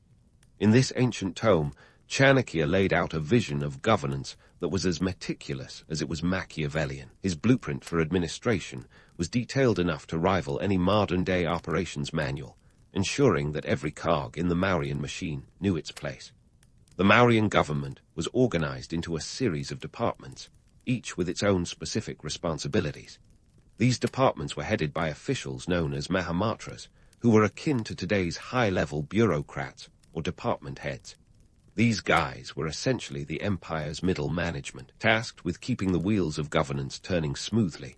Whether it was agriculture, commerce, or the all-important elephant corps, each sector had its own Mahamatra to ensure efficiency, or at least to try. And then there were the tax collectors, who were as relentless as the IRS on April 15th. The Mauryas had a well-oiled taxation system, collecting revenue on everything from land to trade goods. It's said that they even taxed water, which might make today's bottled water prices seem a little less outrageous. The revenue collected was crucial for maintaining the empire's vast army and infrastructure, and tax collectors were known to be rather persuasive. Imagine a medieval version of a bill collector with a penchant for paperwork. But let's not forget the empire's covert operatives, the spies who skulked through the shadows, ensuring that everyone, from the highest noble to the lowliest merchant, stayed in line. These spies were the empire's secret police, tasked with rooting out corruption, treachery, and any unsavory elements that might disrupt the status quo. Their presence was as pervasive as today's surveillance cameras, a constant reminder that Big Brother was watching. In this bureaucratic behemoth, women also played intriguing roles. Although the societal constraints of the time often relegated women to domestic spheres, there were exceptions in the Mauryan administration that broke the mold. Women served as spies and intelligence gatherers, leveraging their societal invisibility to gather crucial information. It's a fascinating twist in the tale, showing that even in ancient times, women were navigating and sometimes subverting the patriarchal systems to wield influence. Yet, despite the elaborate administrative machinery, the system was not without its flaws. Corruption was as endemic as in any sprawling government, and the potential for abuse of power was ever present. The empire's bureaucracy, with its myriad departments and officials, could often become mired in inefficiency and petty rivalries. It was a high-stakes game of thrones, where the power dynamics were as volatile as they were intricate. So, what's the takeaway from this ancient office drama? The Maurya Empire's administration was a testament to the complexities of governance, an intricate dance between power and responsibility, ambition and duty. It's a reminder that while systems can be designed to perfection on paper, the reality is often messier, shaped by human nature and the ever-present desire for power and control. As we peel back the layers of this bureaucratic onion, we find a story as relevant today as it was over 2 millennia ago. It's a saga of ambition, intrigue, and the eternal quest for order in a chaotic world. And while the Mauryan administration may have been a corporate nightmare, it was also a marvel of its time, a testament to the ingenuity and complexity of one of history's greatest empires. But don't get too comfortable just yet. There's plenty more to uncover as we continue our journey through the Maurya Empire's storied past. Now, as we delve deeper into the Maurya Empire's narrative, it's time to take a detour into the bustling heart of its economic engine. If you thought the Mauryan administration was a bureaucratic beast, wait till you hear about its economy. A system as intricate as any modern stock market, minus the Wall Street suits. At its core, the economy was powered by agriculture, trade, and tax revenue, a trinity as sacred as any in ancient India. First up, agriculture.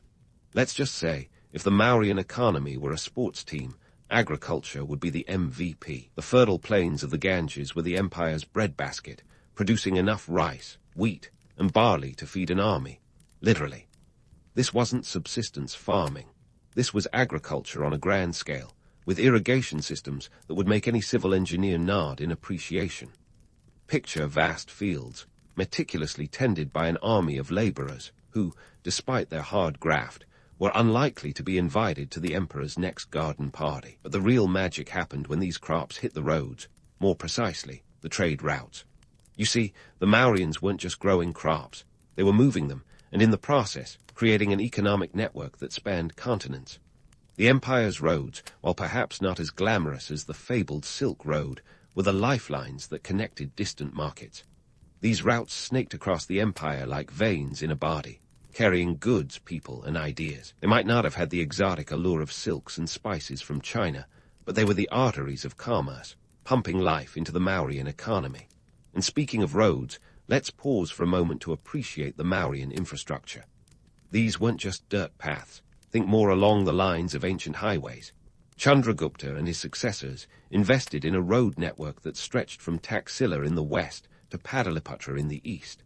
That's over 2,000 miles of road, folks, enough to make any Roman road builder proud. These roads facilitated trade not just within the empire, but also with far-off lands, including the Hellenistic world. Yes, the Mauryans were trading with the Greeks, a fact that makes one wonder if somewhere a toga-clad philosopher was enjoying a nice cup of Indian tea. Now, let's talk trade goods, because it wasn't all grain and spices. The Mauryans were exporting everything from textiles to elephants. Yes, elephants. It turns out that war elephants were a hot commodity in the ancient world, and the Mauryans had them in abundance. But beyond these pachyderm powerhouses, there was a thriving trade in textiles, beads, and gemstones. The Mauryas had a knack for producing high-quality goods, and they knew how to market them. They were the original influencers, if you will, making Mauryan silk as desirable in faraway markets as today's latest smartphone. All this trade brought in a stream of revenue, but let's not forget the unsung hero of the Mauryan economy, taxes. The Mauryas had a taxation system that was as efficient as it was relentless. Land taxes, trade taxes, and yes, even water taxes filled the empire's coffers. These taxes funded the empire's grand projects, from building roads to maintaining that vast army we talked about earlier. It was a system designed to keep the wheels of the empire turning, and woe betide anyone who tried to dodge the tax collector. And here's where we throw a little shade on the myths. The Mauryan economy is often romanticized as a beacon of prosperity, but the reality was a bit harsher. The wealth generated by this economic engine wasn't exactly trickling down to the average laborer. In fact, it said that the Mauryan taxation system could be as oppressive as a monsoon downpour, leaving the lower classes with little more than a meager subsistence. The Mauryas might have been building an empire, but not everyone was invited to the party. And then there's currency, the empire's economic lifeblood. The Mauryas had a sophisticated monetary system that was a far cry from barter and trade. They minted coins known as punch-marked coins, which were worth more than Bitcoin post-2017 crash, at least in terms of stability. These coins were made of silver and copper and were stamped with symbols that acted as a guarantee of authenticity. In a world where counterfeits could ruin an economy faster than you can say Ponzi scheme, this was no small feat. With all this in mind, what can we say about the Mauryan economy? It was a complex, multifaceted beast, a testament to the ingenuity and ambition of its architects. It was an economy that connected continents, fueled by agriculture, trade, and taxes, all held together by a network of roads that rivaled the best in the ancient world. But it was also a system that reflected the inequalities of its time, where wealth was concentrated in the hands of the few, while the many toiled in relative obscurity. As we continue our journey through the Maurya Empire, it's clear that this was a civilization of contrasts, a place where grand ambitions collided with the gritty realities of life. The Mauryan economy was not just an engine of prosperity. It was a mirror reflecting the complexities of human society, a reminder that the past is never as simple as it seems. And as we look to the future, there's still so much more to uncover about this fascinating era. So stick around, because the story of the Maurya Empire is far from over. Now that we've road-tripped through the Mauryan economy, let's shift gears and stroll down the bustling streets of its society, a place where the drama was as thick as the humidity in a July monsoon.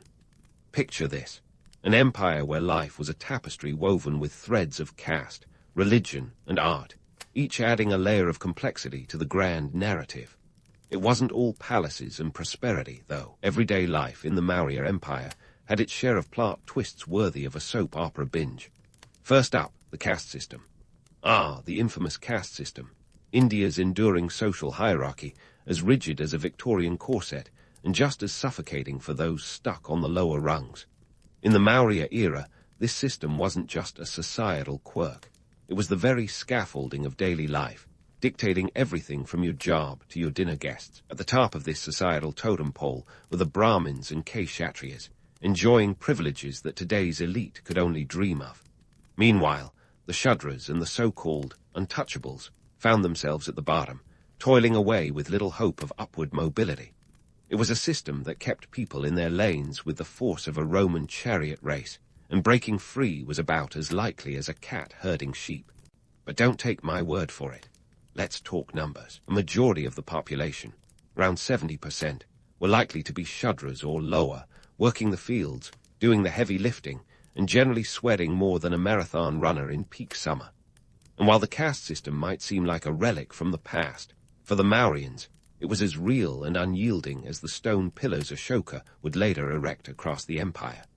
Speaking of Ashoka, let's touch on the religious influences swirling around. The Maurya Empire was a melting pot of beliefs, with Hinduism, Buddhism, and Jainism all bumping elbows like guests at an overcrowded dinner party.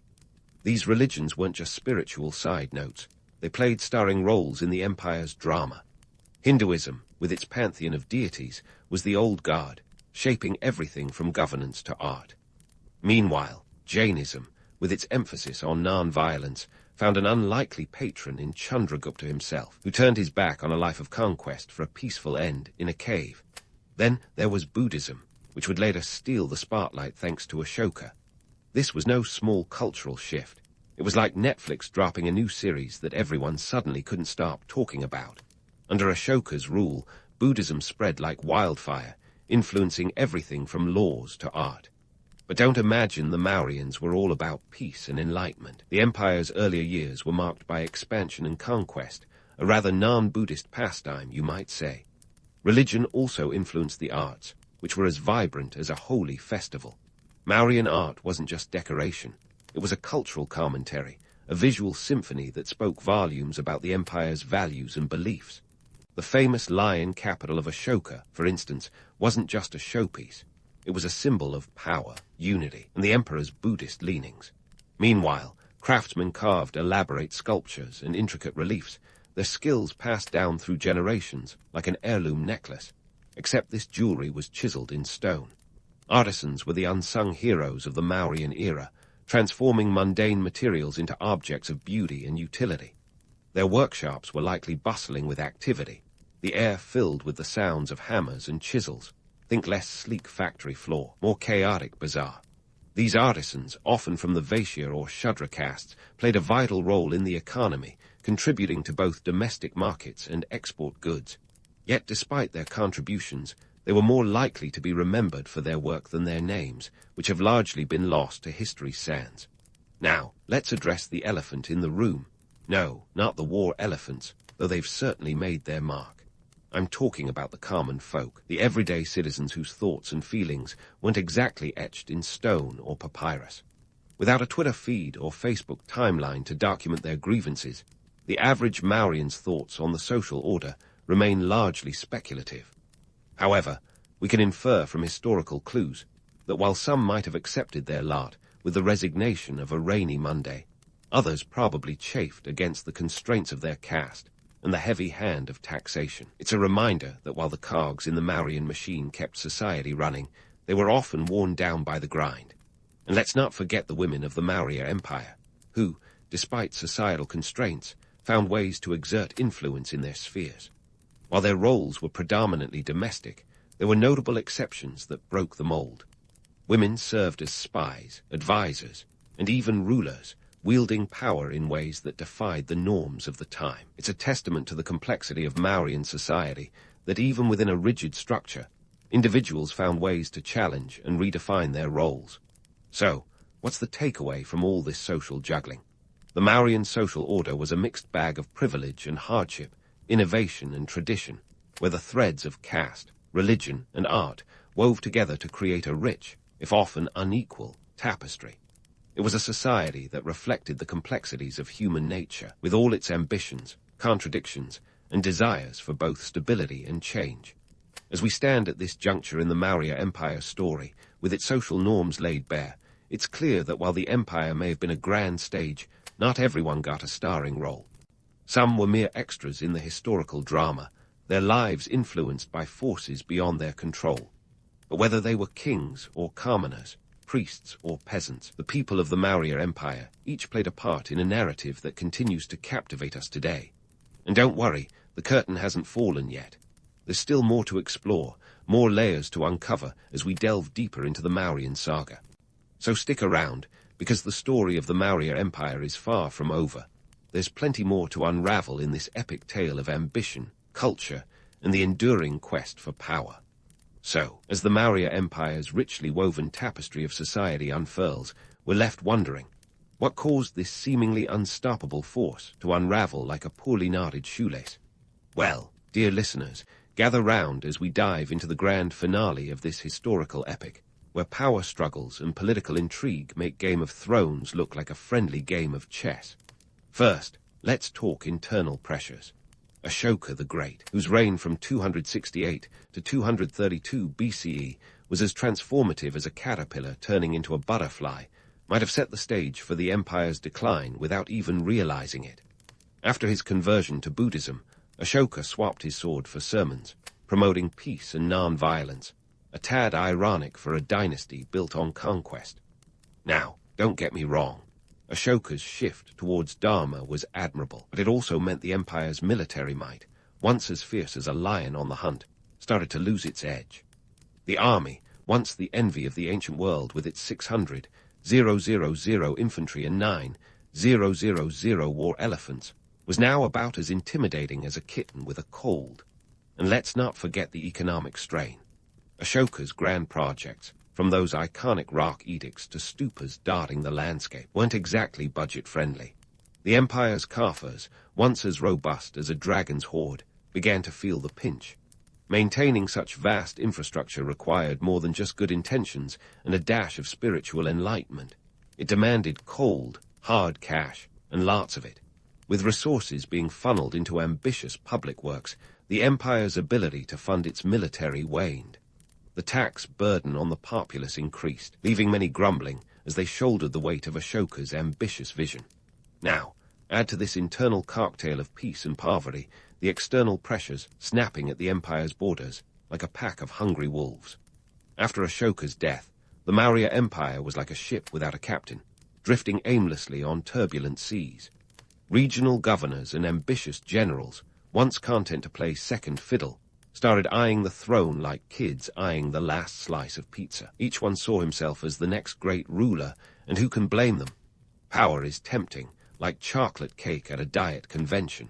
Meanwhile, the greedy neighbors were not just passive spectators. To the northwest, the Greek-descended Indo-Greeks, who had once swapped trade goods with the Mauryans, now saw an opportunity to expand their influence. These Hellenistic kingdoms, with their own blend of culture and military prowess, were all too eager to get their hands on a slice of the Mauryan pie. And let's not overlook the Shunga dynasty, which emerged from the ashes of the Maurya Empire like a phoenix, albeit one with a penchant for political coups. In 185 BCE, the last Mauryan ruler, Brihadratha, was assassinated by his own commander-in-chief, Pushyamitra Shunga, during a military parade. Talk about a dramatic exit. Pushyamitra's coup was the final nail in the Mauryan coffin, a death knell for an empire that had once stretched its influence across the subcontinent. The Maurya Empire, which at its height spanned from the Himalayas to the ocean, was now as fragmented as a shattered mirror. The provinces splintered, each becoming a kingdom in its own right, their rulers more concerned with local power than imperial glory. But before we write off the Maurya Empire as a mere footnote in history, let's pause to reflect on its legacy, a tapestry woven with both triumph and cautionary tales. The Mauryans left behind more than just ruins and relics. They carved out a cultural and political template that would influence Indian civilization for centuries. Their centralized administration and innovative bureaucracy were models that later empires would emulate, and their road networks laid the groundwork for trade and communication long after their fall. And then there's Ashoka, whose transformation from conqueror to peace promoter remains one of history's most fascinating character arcs. His embrace of Buddhism helped propel the religion to the forefront of Indian society and beyond, spreading it across Asia like seeds carried by the wind. The edicts he left behind, inscribed on rocks and pillars, continue to be studied today, a testament to his vision of a moral and ethical society. So, what can we take away from this grand historical narrative?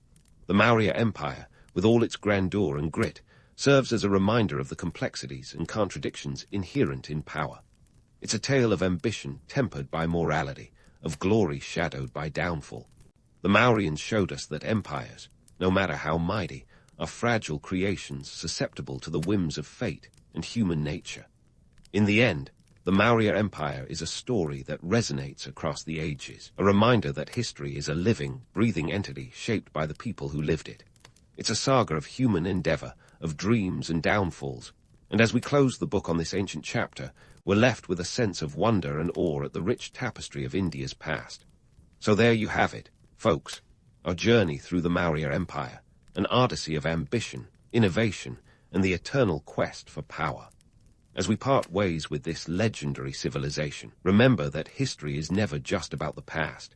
It's a mirror reflecting our own time, urging us to learn from the triumphs and mistakes of those who came before. Thank you for joining me on this historical adventure. Until next time, keep your curiosity alive, and never stop exploring the fascinating stories that history has to offer.